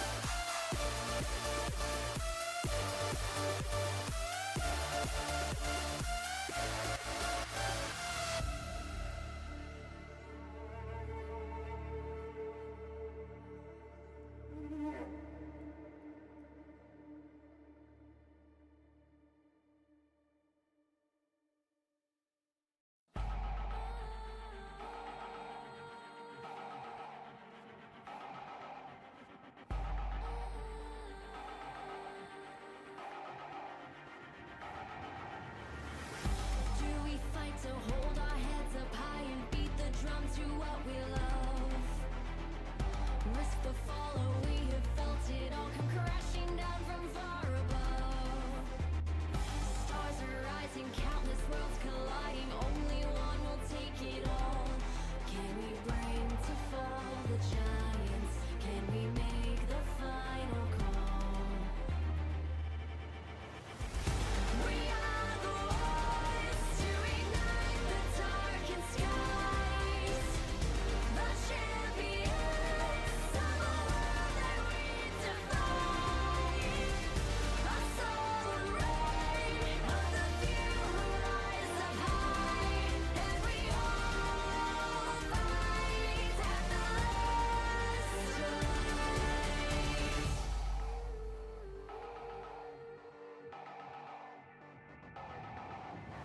Hearing voices from afar, join the madness when the curtain falls. Risk it all, hold nothing back.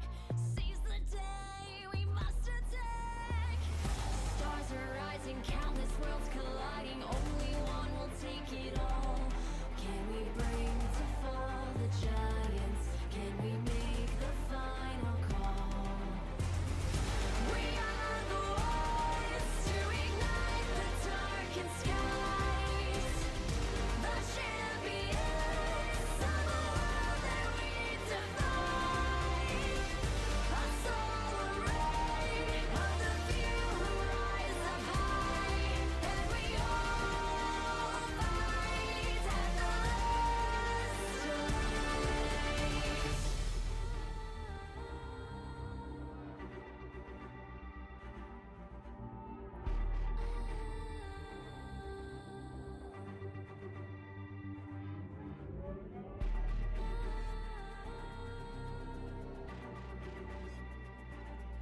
Can we bring to fall the giants?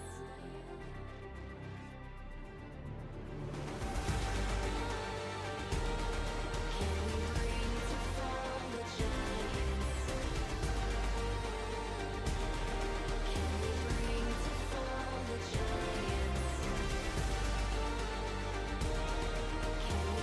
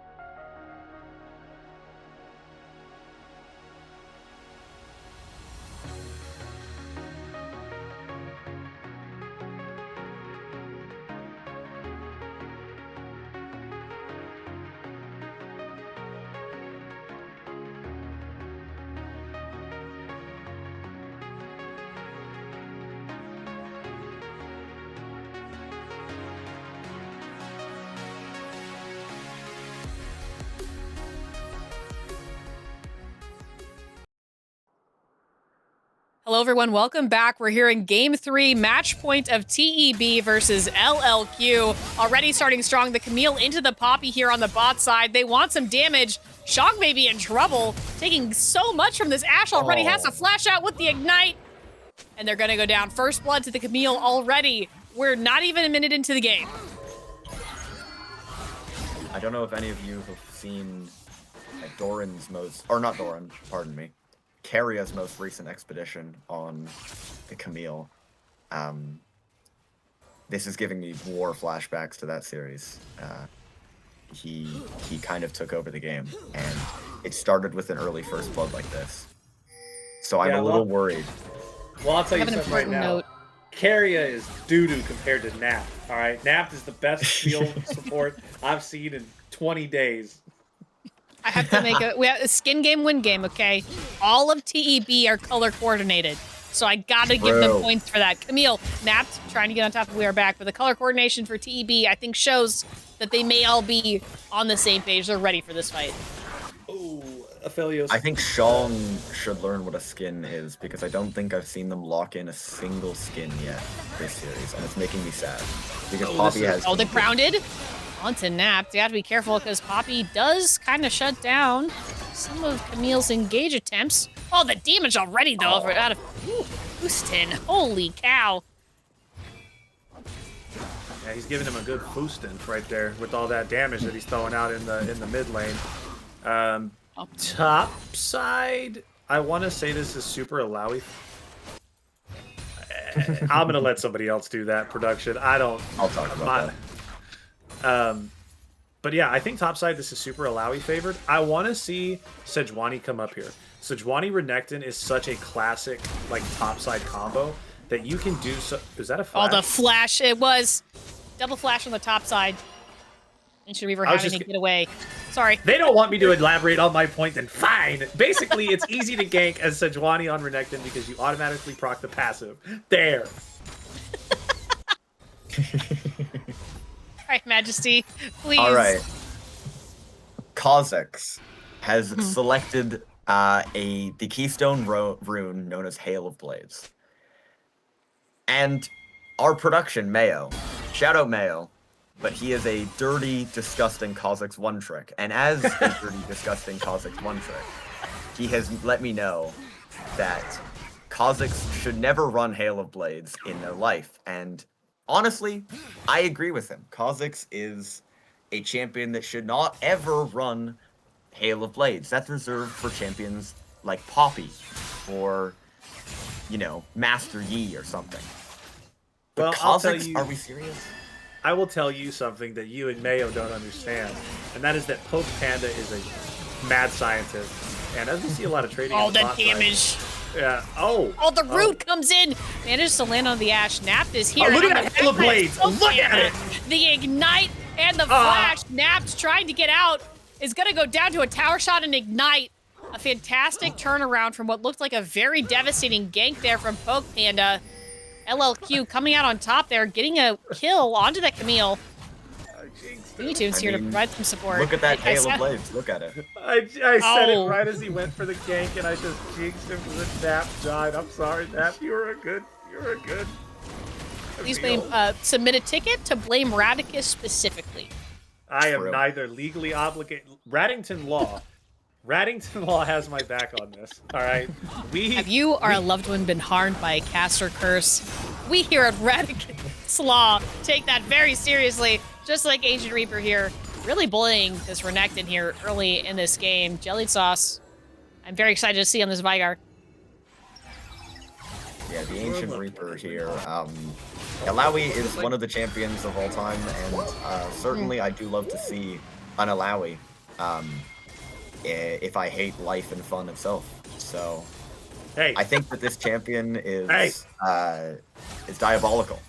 And you watch your mouth. Good word. We have used this champion all the way. Oh, the Shadow Surge! Oh, Houston immediately obliterating Jelly Sauce in here in the mid lane. Did not respect the Vex ultimate. Holy. Jelly Sauce got turned into a jelly bean right there. But that's what I was talking about. You know, Vex's damage is just so insane. Guys, I'm on That like gave 4 me hours of psychic sleep, damage. okay?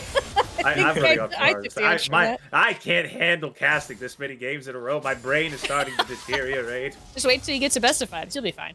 I'm not doing it. I love best of 5. I'll walk out of the stream. Well, goodbye. Interestingly, I felt neither my youthful jungler. energy. True, and Monster Energy. Not sponsored. Exactly. Not Neither jungler here going for an early dragon like we've seen in previous games, which is very interesting. We've seen them kind of, especially game 2. I feel like TEB kind of push for every early objective they could get. Well, I think the biggest reasoning for that is that these lanes are so aggressive that when you start trading a lot in your lanes or you start doing a lot of things, this starts happening. You start pulling junglers to certain spots on the map. Now, I don't think this is a good idea, but I hope that the hail of blades, the power, it's too much for any one player to handle. That's why you've never seen it before. Yeah, let's, They did let's hope that, see Kha'Zix.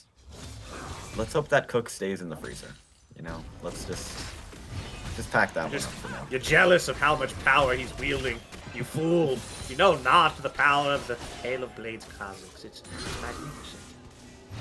Yeah, I think Halo Blades Kha'Zix is a crime against Kha'Zix. Much as I hate the champion. Oh, we got some action top lane.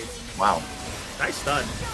They're starting to chase him down. I guess Vex is just left, so I'll start doing it. Ancient Reaper's going to get a kill on the top side. We're going to have Aphelios trading back damage. Naps is going to be caught out here. We've got Unitunes coming in. The ult goes a little bit wide, but that's all right. He can still chase him down. He's going to get the slow out. You know, the board toss is a little bit slow. The arrow to save his life, and oh no, Fried Chicken gets out. Oh man, that was a great play right there by Fried Chicken to go ahead and get out. Did cost them the flash though, but Unitunes coming in and absolutely kind of saving what I thought was going to be a great 2v2 from Fried Chicken, and Nap turned into a 3v2. Yeah, and there seems to be a solo kill on the top side as well. A solo dive from the Ancient Reaper, investing the Alawi ult. Gank on mid lane. Poke Panda takes a little bit of damage. Maybe Fuston could have turned that around. There he is. Well, okay, There's now that you're Halo a Blades jungler. value, right? Yeah, look at the damage he got on that. We are going to go to a replay top, but Napped able to escape there. So let's see what happened here. Alawi, walking away, baits the Renekton forward, lands the Test of Spirit and the ultimate, and this is why I hate this champion. Renekton has the ability to interact, for sure. That certainly looked looks playable for him. Just didn't. I mean, I guess Jungle Diff just didn't sidestep enough tentacles. I mean, Hey, we abuse this champion all the way through playoffs, okay? We will. I am an Alawi lover, okay? I love this champion. But I think one thing that's kind of scary here is it's difficult for the early game Renekton to do anything. Sejuani has to come up here. There's no other way around. Ooh, Napped. Nap. You can't walk in there, bud. Keeper's verdict does not land. Sorry for a brief absence. Looks like the Don't internet worry. issues are contagious. Red Don't team worry, picking I up the got dragon it. here. I you. got it. You Rat left coming and I in was like, clutch. I was like, oh no, I gotta start like play by play. I just panicked. I mean, Majesty probably could have done it, but I just panicked. The instincts took over. The rat took over my brain, and I had to start doing things. This is why Which is tri-casting always is getting Do peak. not clip that.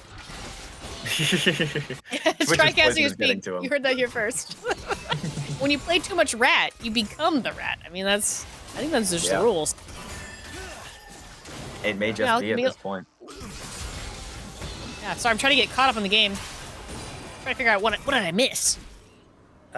Basically, Nap got 2v2 caught. Yeah, 2v2 turned Alright. bad for Nap. Nap ended up dying, unfortunately. Unitunes got pretty much everything from Fried Chicken, and then Ancient Reaper used the Ancient Reaper Death Seal technique taught to him by Sourtobi Sensei to kill off Renekton. Wow, the lore of League of Legends Instant is blend. deep. Fried Chicken here, immediately caught out here by Shang. There goes the Ignite, but Napped finds we are back and Wow. just absolutely means that they are not able to get away with it. Hextech Ultimatum coming in, clutch for the spread. Shang, I mean, there's not a whole lot they can do, having to flash away here from the Ashe. Well played by the bot lane of TEB. Yeah, Napped sent him to a nap, and he said, "We are back in the fountain." That was a good time for the Aphelios. But I mean, really, what does Aphelios do there? You know, even if you flash, you're dead. So, you know, kind of smarter than. Oh, hello! Kha'Zix making an appearance here in the mid lane. And Napt has once again roamed. Napt I loves like roaming. this, though. Yeah, I was about to say, Nap's I a big really, roamer. really like this. If they had maybe a different game state, or maybe even like a different jungler or something like that, that like these, like Vi, oh man, Vi Camille could be nasty in games like this. Imagine trying to get any kind of river control when there's a Vi Camille just waiting for you. Woo! Yeah, you're a criminal. So I'm sorry to report. But I mean, even then, like, but even just Vi Camille, I mean, not Vi, even Kha'Zix Camille is insanely good at these like solo kind of skirmishy type fights. That's what Kha'Zix wants to do, right? Is take these kind of isolated engagements, and Camille can give you an isolated target. So I see the vision. I I kind of see the vision, but at the same time, I kind of don't. think the And I match kinda is just a hate hater. I kind of hate it. Certified hater. X slash here from Shang, X-Slash. just to get a little bit of a poke onto fried chicken. I don't know if you guys have talked about it. There's some great Sejuani names is in here. this game. This is a back napped here. Finds Sejuani on the back half. The Oh. Glacial Prison is good though, and that's a kill. Unitune's picking up a kill onto the Ashe. Poke Panda is Wow. here. I think they want a little bit of a return fight, and we have seen how that will go. Camille does a lot of damage, Oh, I can't. even though she's playing the support this time. Oh, yeah, keep a wow, faith on the top Alawi. side. Oh, Alawi doing Alawi things. Nap just took a lot of damage there, but the Hextech Ultimatum comes Oh. in. Is it going to be enough to save them? We are back, picking up the kill onto Camille, and now it's just a Kha'Zix against the world. Wants this kill, does Oh, manage look at that to hail get of it blades. onto We Are Back. Wait, I the do arrow? believe that was in fact was that a smite, or was it just a Hail Blades? Not quite sure. Flashed, it was just a flash there from the Kha'Zix getting the kill onto the Aphelios. it was 100%. The Enchanted Crystal Arrow did land. Was unable to do a whole lot there for the Poppy. Yeah, but you know what? Fantastic use. As an sorry, Ashe sorry. player, no, you're fine. I was just gonna say, as an Ashe player, sometimes you just throw these out to understand how people dodge them, right? Like sometimes you're doing it to kind of. I know, like throwing the Ashe arrow, he's just trying, or they're just trying to help the Kha'Zix there. But sometimes you do it because it's such a short cooldown. What do you care? Like just throw it out. Pew! Throw that thing. Just for fun. yeah. Plus, it feels really nice when you hit a cross map one, you know? Even if it doesn't change the state of the game, it just feels nice.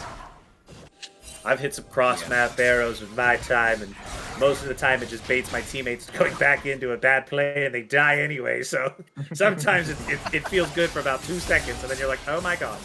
Oh, Nap finding We Are Back here. Red and white doesn't mean fight, but for the kill meal, it might. Shadow Apparently it Surge does. wasn't even needed. Red and white did fight the Camille, picking up a kill there. Fried Chicken now on the run from the Aphelios. Oh, the flash from the Vex to make sure that it's clean. And it's a kill indeed. Alawi picking up the turret here on the top side into this Renekton. But now they're in the wrong side of the jungle. Poppy and Vex on a grand journey. Sejuani is behind, though. Looks like they might want a bit of an engage here. Trying to get onto Jelly Sauce. Does manage to proc the stun. We have a TP, though. Alawi coming all the way to bot lane. The play has successfully disengaged. Despite the TP. Oh, but they're on the run. 4 members here of LLQ trying to get out there because they do not want anything to do with that Alawi. yes. Yeah, that Alawi's Alawi. terrible. Yes, I was Yes. just about to say the same thing. Alawi with full black cleaver. That's a bad lady right there. She's gonna be swinging the idol of blah, blah, blah, blah, blah, or whatever it's called, the god that they pray to. The thing. Get out of there. We are back. Camille wants more. We are back. Ooh, Managed my to God. dodge the Enchanted Crystal Arrow. Could not dodge. The Hextech Ultimatum. Poke Panda there showing Mayo how it's done as a Kha'Zix. I told Yeah, you, Naga Mayo didn't King understand the power. Go ahead, sorry. Naga I just- Boros is the name of Alawi's god. So. Yeah, Naka, There's your- Jesus. There you go. There's your tongue twister of the game. Naka Flock of Flame. Here's the real question. Oh, thank you. I'm sorry, Mayo. I had to do it to you. Can Yeah. you name all of the Aphelios' guns? Shang is being annoying. Shang is being annoying. That's what you're supposed to do is Poppy, I think. Yeah, Poppy is annoying. I love looking at old Poppy splash arts and seeing, especially old Lolly Poppy. That thing is betting is a crime.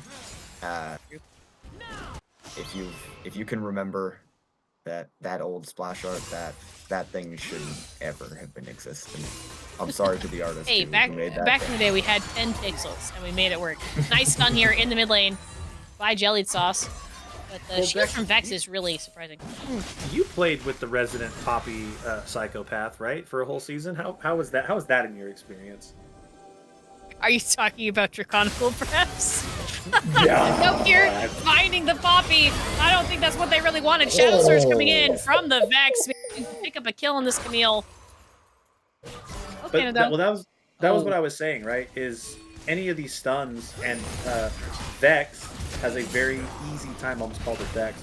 Vex has a very easy time landing those ultimates, and typically a fairly hard skill shot to land. I think just because of how slow it is when you're able to move. But the Poppy stun, Sejuani, like, woo, they can even land it on, like, very clearly anybody on this team, except for maybe Alawi. I don't know if you want to get that close to Alawi. Oh, test of Oh, spirit. I'm just scared. on the line. Oh. Yeah, slicing and dicing away from the yoink there from the Alawi. Would in fact be a harsh lesson. That's the spirit indeed. Unitunes is here to try and maybe push this Alawi off this tower, give Renekton a little bit of breathing room. I'm not sure how successful they're going to be. Kha'Zix's here picking up the Herald. Alawi does have to be Meantime. careful, though. Like, they can definitely kill her with just 3 members. Vex showing up with Sejuani and Renekton, there's so much CC that even if she gets her ultimate off, she may not be able to press any buttons. But it looks like they're just going to kind of abandon the Renekton to their fate, it seems. Yeah, it's unfortunately a little too late for the Sejuani to have much impact by themselves. Unitunes didn't find any of this early pressure, so I think the Alawi is outscaling at this point the damage of just the Sejuani Renekton, and they would need to have another member, like you say, come up and help them out. But I'm interested to see, as this game is continually progressing, how things are going to play out. As Renekton, like you said, has been sacrificed to this top lane. They are just forced to take a beating over and over and over, tentacle slam after tentacle slam from the Ancient Reaper. And every test of spirit that goes wide is another risk towards the health and safety. One change of But Crystal the Arrow, sorry, onto the engaged. Poppy. We are back, though, immediately. Hextech ultimatum by the Camille, and that's exactly what they want, picking up the Aphelios. Ignite comes down onto the Camille. Unitunes trying their best to keep them away, but it's not going to be enough. Poke Panda here wants more blood onto the Poppy. It's a 2-for-1 in the bot side. Sorry, none for 1. Oh, Shadow Surge coming in. Poke Panda, oh, just gets obliterated by the Vex. And another, oh, Fried Chicken does manage to dodge it, but the flash from the Poppy does mean they are knocked up, and Poppy was out for blood. Shog picking up a kill here onto the ADC. That's a 4-for-2. And Naps did die. I didn't hallucinate that. There was 4. The death timers are short enough, and my memory is not long enough that sometimes I forget what happens in a fight. I don't know where I am right now. I don't, you know? It's my Friday, you know? Thankfully, we have replays to take a look at exactly what happened here. Yeah, we can see Fried Chicken. Fried Chicken and Nap, they don't spot the Sejuani, so they look to engage, but look at the damage out from Nap. Auto Q and just pops. We are back. And Unitunes getting kited here. Fried Chicken spacing. There's the barrier coming through, and Poke Panda looking for more onto Shong here. And as they're disengaging, you can see the Vex ult fly in from Timbuktu. Unfortunately, we didn't see it as we cut away from the replay, but Shong is in a bit of danger here. Camille into a Poppy is a fantastic and interesting interaction. Oh, the damage from Wilson onto Nap is just incredible. They have to flash over the back wall of the Dragon Pit to get away. That's a little too much heat for the Camille. They will have to back. Right in time, this dragon has spawned. Hawkshot does spot them out here in this river, in these extra bushes here from the Ocean Soul. You know, one thing that needs to be commended is, really quickly, Renekton is only down 7 CS and a kill. Has kept up in the game in terms of, you know, somewhat gold. Could be down a lot more. And there's a Yeah, Herald. unfortunately. Hello, Shelly. Herald is there. Yeah, Shelly will force them off the dragon. Really nice idea there. She's drifting. Shadow Surge did miss. Meanwhile, there's a TP that was stopped in the top side. They picked up the dragon. They got most of that tier 1 tower. Really well played by TEB to try and keep LLQ off this dragon. And there goes the top tier 2. Allow a leap of faith here to try and get this kill in Renekton. Oh, my lord. Well played by TEB. That was a very confusing fight to watch. I might be going insane here, but I think that I just saw Shelly moonwalk. And I don't know if I believe can... you. Yeah. We can replay if we ask very nicely. No, Mayo doesn't like us very much. She won't replay. It's because I made that one comment about their Kazakhs. That's fair. You know It what? is That's for on me. That's on me. Yeah. A bit of a whoopsie poopsie on that one. Yeah, at least they didn't give you the squeak squeak captions here. Nope. Napt finds Shang here in the topside jungle. I Taking think a you lot had of it. damage in that engage. I think you had it right. Okay, eyes on Shelly. Oh, That I did was- see. We did see. Yeah, we did see Yep. that. Yeah, that we did. There yeah. we go. Shelly hit us with the. I didn't best- know- I didn't know Shelly did Michael Jackson cosplays. I was not familiar with her games. As soon as she started getting hit, all you heard was Billie Jean is not my Not lover. my lover. Whoa! Hey, careful. We're gonna get. We're gonna No. We're gonna get It's DMC. covered. It's a cover. DMC. Yeah, copyright claimed. It's Oh. a cover, guys. No sue. If you or a And, loved one has been sued by the Michael Jackson estate, Raddington Law will represent you. Napt is here trying to find a little bit more. They will be spotted on this ward here in the mid lane. Nap just somehow being more of a rat than Radicus himself. So I'm not in this game. That's not possible. Oh, hello. Oh, Hussin. Oh, the Oh. damage out of the Vex is a lot. Pokemon had to flash away Whoa, and you end up walked into dying it. to the Oh. mid laner here, walking into their damage. Unfortunate for the Kazakhs there. And Blue Side, I mean, I to mean, be Ancient fair- Reaper could just do whatever they want, I think, at this point.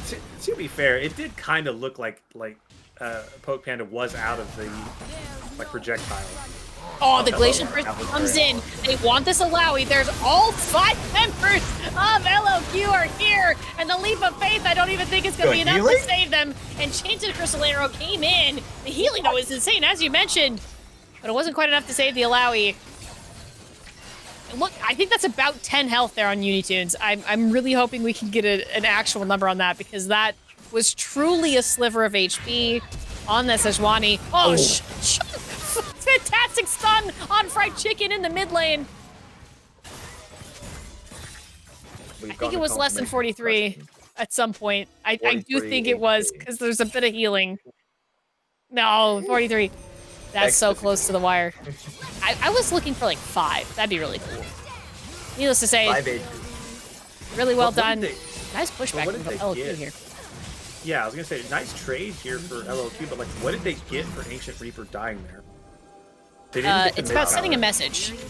Oh, nice And it flash. saved their tier 2 tower, yeah. Oh, Vex may be in a bit of trouble. Nice flee there. The Hextech Ultimatum does come in, but Unitunes is here to provide some support. Napt trying to chase down the Vex. The Ignite has come out. They can't get away.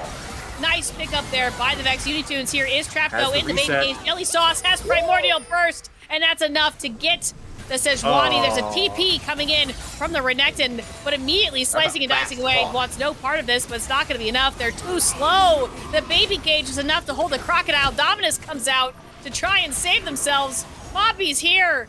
Will they get away with it? Ancient Reaper is on the hunt. I think they will be just fine. Poke Panda is unfortunately coasting with most of these fights here. Not able to do much on this Kazakhs, and lo and behold, this Hail of Blade's value. Oh, nice stun Still onto the Alawi. And it's going to take many members Nice. there, but the Flea is good enough to get the kill. The damage, though, from the Vygar is not to be discounted. Truly No, becoming phenomenally evil. Yeah, definitely hitting that Giga power spike where eventually a Q is going to one-shot Aphelios. Speaking of, Jelly Sauce Ow. fixing the kill on the shot. All it took is one baby Jelly- cage. That's all it took. Oh, Poke Panda finds we are back. The Kazakhs with the Hail of Blades, getting a kill there Look at onto the Aphelios. power. truly an unleashed specimen of raw ferocity and bug power we've seen here. Bug power. And void stuff. And pandas. And pandas, true. There's 7 Speaking of of the them. dragon here, I feel like I will say Mayo's gone real quiet since Panda's been playing the Kazakhs. Yeah, I would like to note for our viewers at home, normally we have Mayo saying things in our ear during the cast. We've had maybe 2 notes from Mayo this game, and I have a belief that a small part of it is due to the existence of this Halo Blaze Kazakhs. We have a note from champion production which that they are in Mayo- pain. Yes. Yeah, a champion which Mayo holds so near and dear to his heart. The little rat. But you know what? I will say this. Like, all jokes aside, like the rune being whatever, or being it is what it is, Poke Panda has played very well. Like his their Yes. map movements have been very good. They are actively looking for plays. Oh, Shang, mama, it's a 2v4 here. Dominus has been popping. The baby cage is out. Shang is just trapped with nowhere to go. Dies there. The Glacial Prison lands onto Jellied Sauce. Will it be enough? The arrow. Vigar goes down to the Aphelios. Definitely needed a little bit of help there. Love the gold in the pocket of that ADC. They're pushing for more here on the top side. Will they find the Ashe? Oh, they just managed to cancel it back! Jungle Diff catches fried chicken at the very end of the backing animation. I wouldn't even call that being caught in Shopkeeper. I genuinely thought they got out of there scot-free. I mean, just A little bit of a greedy back. Yeah, kind of a greedy back, but honestly, like, Renekton just kind of walked up and was like, oh, nice, there's maybe carry here, the 10 HP. I definitely don't think Fried Chicken was window shopping, but definitely was like, I'm good. I've had deaths like this. All right, let's all calm down. I think we've all Stop had yelling deaths at me, like that, Bex. Rat. I didn't say anything. You are screaming at me right now, ma'am, and I do not appreciate it. No, I would never. I Bex, will how scream could about you? the state of this game, though. Despite the 11-20 score line, the gold is pretty even. Surprising, actually. I feel like they definitely should have a bigger gold lead on the side of TEB, just because of how much freedom they've had on the map. Like, Ancient Reaper has been... Oh, napped. What an Hex the arrow. ultimate him into an That Enchanted arrow. Crystal Arrow. There's nothing the Aphelios could do. The Sejuani and the Poppy just had to stand there and watch. The flash over the wall by the Camille, though. Oh, man, it means that they missed the Shadow Surge. Vex here having to turn around this fight. Ancient Reaper is here, though. Flash from Nice Poke Panda sidestep. gets a kill onto the Vex. Fantastic pickup by the Kazakhs. The Dominus is not going to be enough to save them. It is TEB's game at this point. All but one member of LLQ fall in this extended engage. Really well played. Over several walls, actually. Oh, and Unitunes nearly dies. Primordial Burst Oh! gets the kill. Vigar picking up the ace here. 28 minutes, that's a Baron. And I believe that that the Sejuani was actually taken down to Scourge there, and not the Arcane Comet, which was flying over the top. So, really interested to see that playing out as it did. But in this fight, look at Poke Panda. I want the attention to be there. Matt finds this beautiful engage onto the Aphelios, who gets one shot. The cage getting put up to protect, but let's see Poke Panda. They are running to the fight here. They see Pustin on the Vex, do half of their HP in a single combo, and though they get feared, ult, flash forward, they finish off the kill, and then, even though they're stunned into the wall, they get almost stunned again. They are still clicking forwards, not clicking back at all, and they find the jump again onto the Poppy for the double kill for this Kazakhs. Much as we can say about their choice in runes, the Kazakhs has found this value, and now Unitunes hopelessly trying to defend this mid-tier 2, but gets caught by the cage, and then this flash Q Vagar has just enough damage, and like I said, they went down just before the Comet hits. That means, unfortunately for them, they did die to Scorch, which is a very sad way to go out. But Nap is finding an engage here. Yeah, Nap finding the Dominus in this Renekton, but the Keeper's Verdict manages to yeet one member here out of... Oh, but Shang takes so much damage here from the Camille, but the Shadow Surge from the Vex is a lot, but they're not able to take it to their victim because they died before they could get there. Did get a So Poke Panda and Napped here are dead. Oh, nice find on this Poppy. Fried Chicken has full health, and Unitunes is just getting absolutely shredded here by this Ashe. Having to leave. Nice TP here from the Renekton. Not so sure what they're gonna do. Unfortunately, the rest of their team had to leave. I mean, they can stall him from doing the dragon, right? Like they can't do it with no smite if he's here. Ashe needs to be careful. She's positioning well, and Jelly Donut, aka Jelly Bean, aka Jelly Sauce, needs to make a lot of space here. The Renekton is here. There's the leap of faith is in. The tentacles come out, but it's not going to be enough. Alawi dying to We Are Back, who's able to the backside. The damage from the Vigar is just absurd. Getting put into the wall by the Poppy was enough to get the kill to the Vigar, but this Ashe just cleaning up after it. Double kill here for Fried Chicken. That's going to be that's going to be a dragon. I hope, can we get a replay, please, Mayo? What an incredible find. Yeah, this Vigar's damage is absurd right now. So the fight starts here.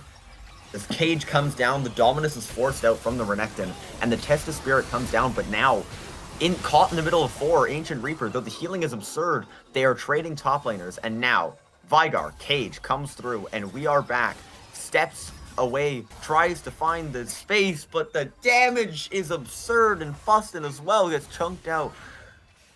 I mean, this Vigar is reaching absurd levels of damage, and another kill is found by Poke Panda, 7-3.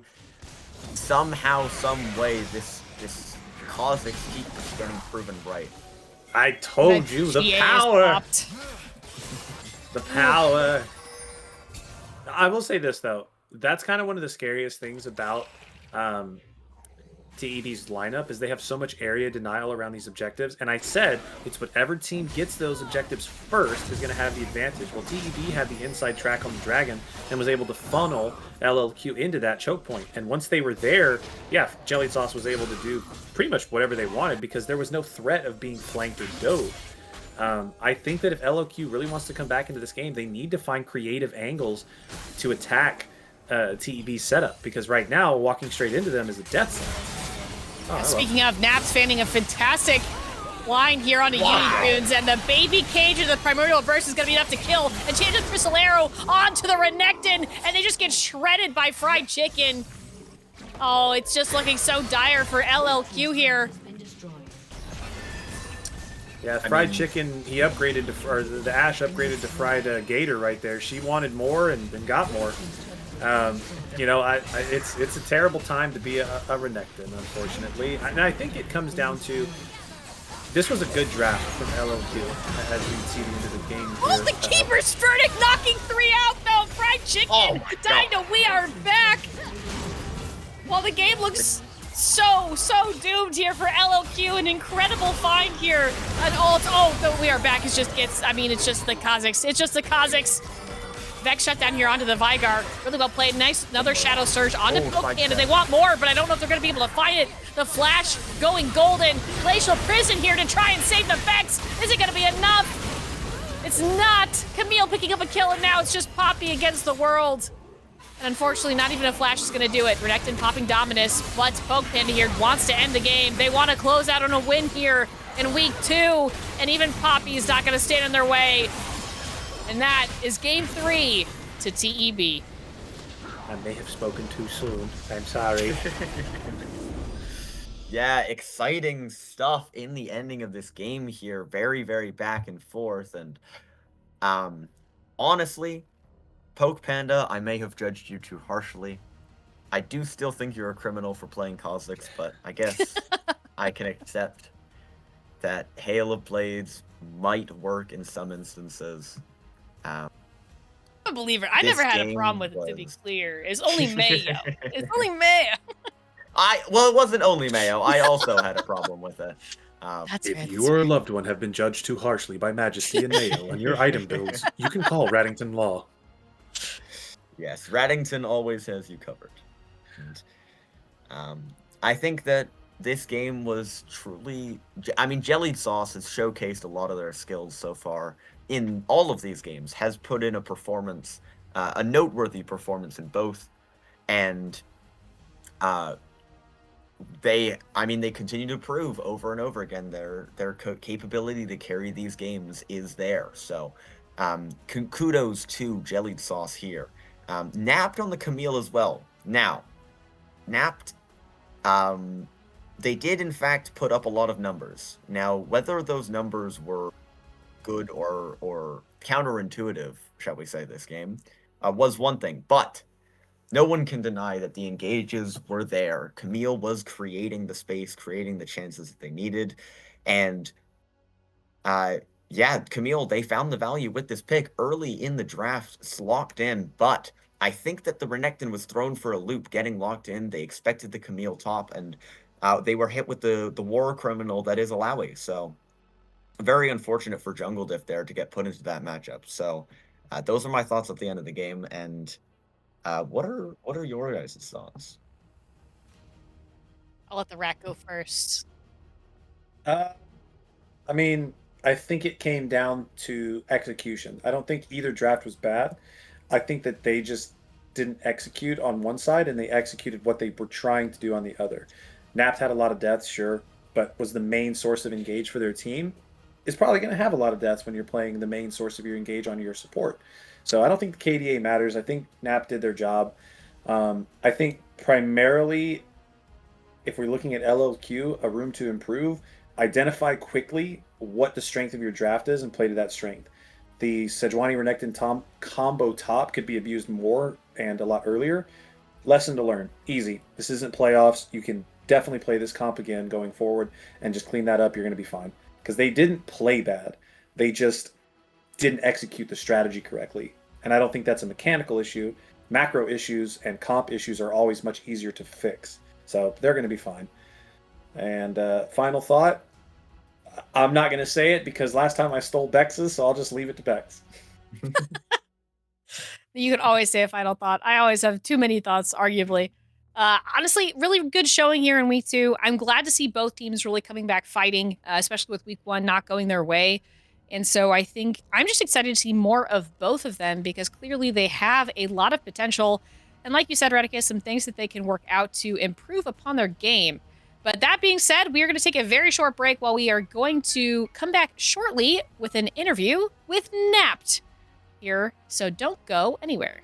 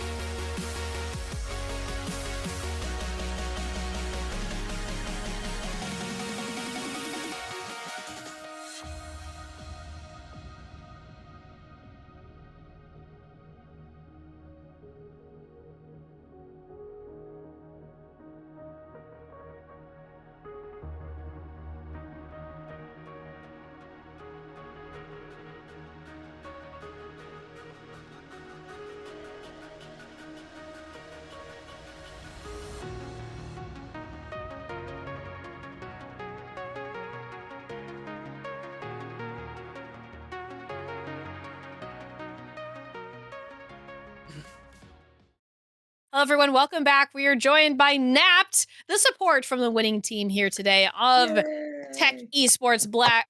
First of all, congratulations. Fantastic win. It was a little scary there in game 1, but holy cow, y'all came back absolutely swinging. And I think I'm going to first pass it to Radicus today. Yeah. So my question for you is, how did you guys manage your emotions coming out of that game? Because I said in the game 3, I had said, a lot of teams kind of ride high on that momentum, and they can sometimes get a little bit overconfident or egotistical or something like that. Like, how did you guys reset to kind of go into game 3 and just treat it like a normal game? Yeah, so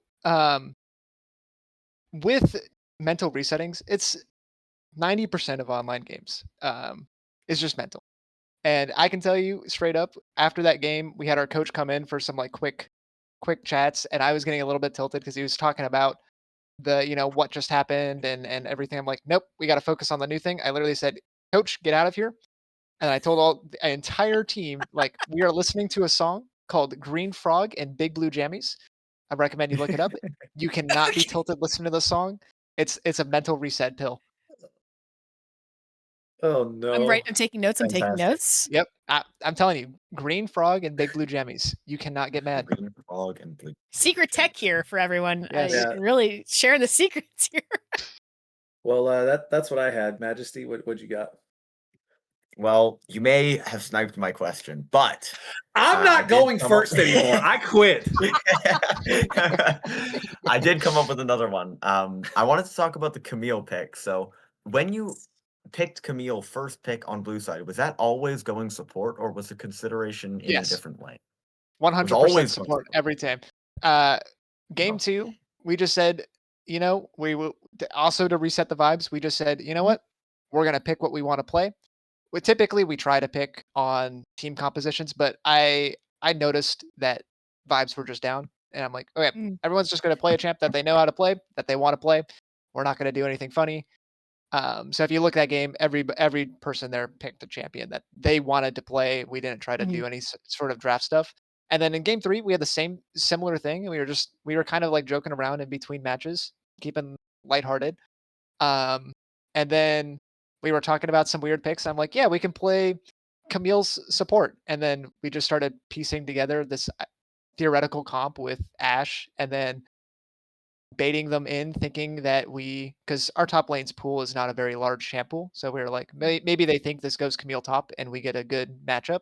And lo and behold, they picked Renekton right after the Camille, and we're like, perfect, we get a Lowy. And that's a good matchup. Excellent. I mean, honestly, it felt like you did a bit of psychic mind reading of your opponents. And I do want to say, I am also terrified of your team, not only for the Camille and Kha'Zix picks, especially here in game 3, but also, I don't know if you heard on stream, but you are the reason why I hate playing into Blitzcrank. Fantastic showing on that Thank you, Blitzcrank you. in game 2. It shows like that's a champion that you wanted to pick. Yes. I'm very confident on. I'm mostly an enchanter player. I know I played Camille and a bunch of engage supports this game. Yes, but I'm not actually an enchanter player at heart. But I have to pride myself on my Blitzcrank. It's a little bit of a gem of mine. It's that pocket pick when you find that slot for it and you land the nice hooks. It just feels so good. I believe you. Still banning it. But on that Yeah, note, I'm going to and wrap you it up should. today. Clearly. And I think other people should ban that into as well, because that looked terrible to play into there for LQ. So nice pick for you. But I'm going to wrap it up here today. Obviously a great showing here in week 2. Week 1 didn't go your way. But what are some lessons learned that you're going to take forward as you continue into the season? Yeah. For us, this is Texas Tech. This is our off season where we got a couple of unks who have graduated and a couple of people who just wanted to play for our collegiate league. And since this is our off season, while we're still taking it seriously, at the end of the day, this is just something that we're doing for fun. So we gotta remember, keep it light. It's only a game. It can be frustrating to lose, but we can go on to the next one. Absolutely. What is I mean, y'all- what a is- better what way is to Tech end that. saying? Sorry, what is Tech saying? Is it guns up? Yep, guns up. Yeah, Tech's my favorite college football team, so I'm with you. Hence why you had to guess which one it was.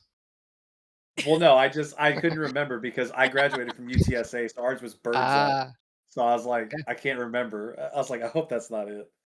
Nope, it's Guns Up. All right, good. On that note, is there anything else you would like to say before we wrap up here today? Nope. Shout out to our coach Launches. He's the homie. Even though we had to kick him out for a little bit, he's a good guy. Absolutely. So thank you so much. Fantastic way to end today. I think everyone should go Google Green Frog in Big Blue Jammies. I know that's what I'm doing after today, but I've been Bexon. This has been Majesty. And as always, the lovely Radicus and the fantastic Mayo, who I think will be mauling about Kha'Zix for at least the next day. But on that note, thank you for joining us here at Risen. Make sure you come back tomorrow because there will be Bommies and Magi's. Wednesday is Franchise League, and I do believe there will be a stream on Friday for Draft League, which should be starting up here soon. So there's always more Risen content to be had. Thanks for joining us, and we hope you have a wonderful evening.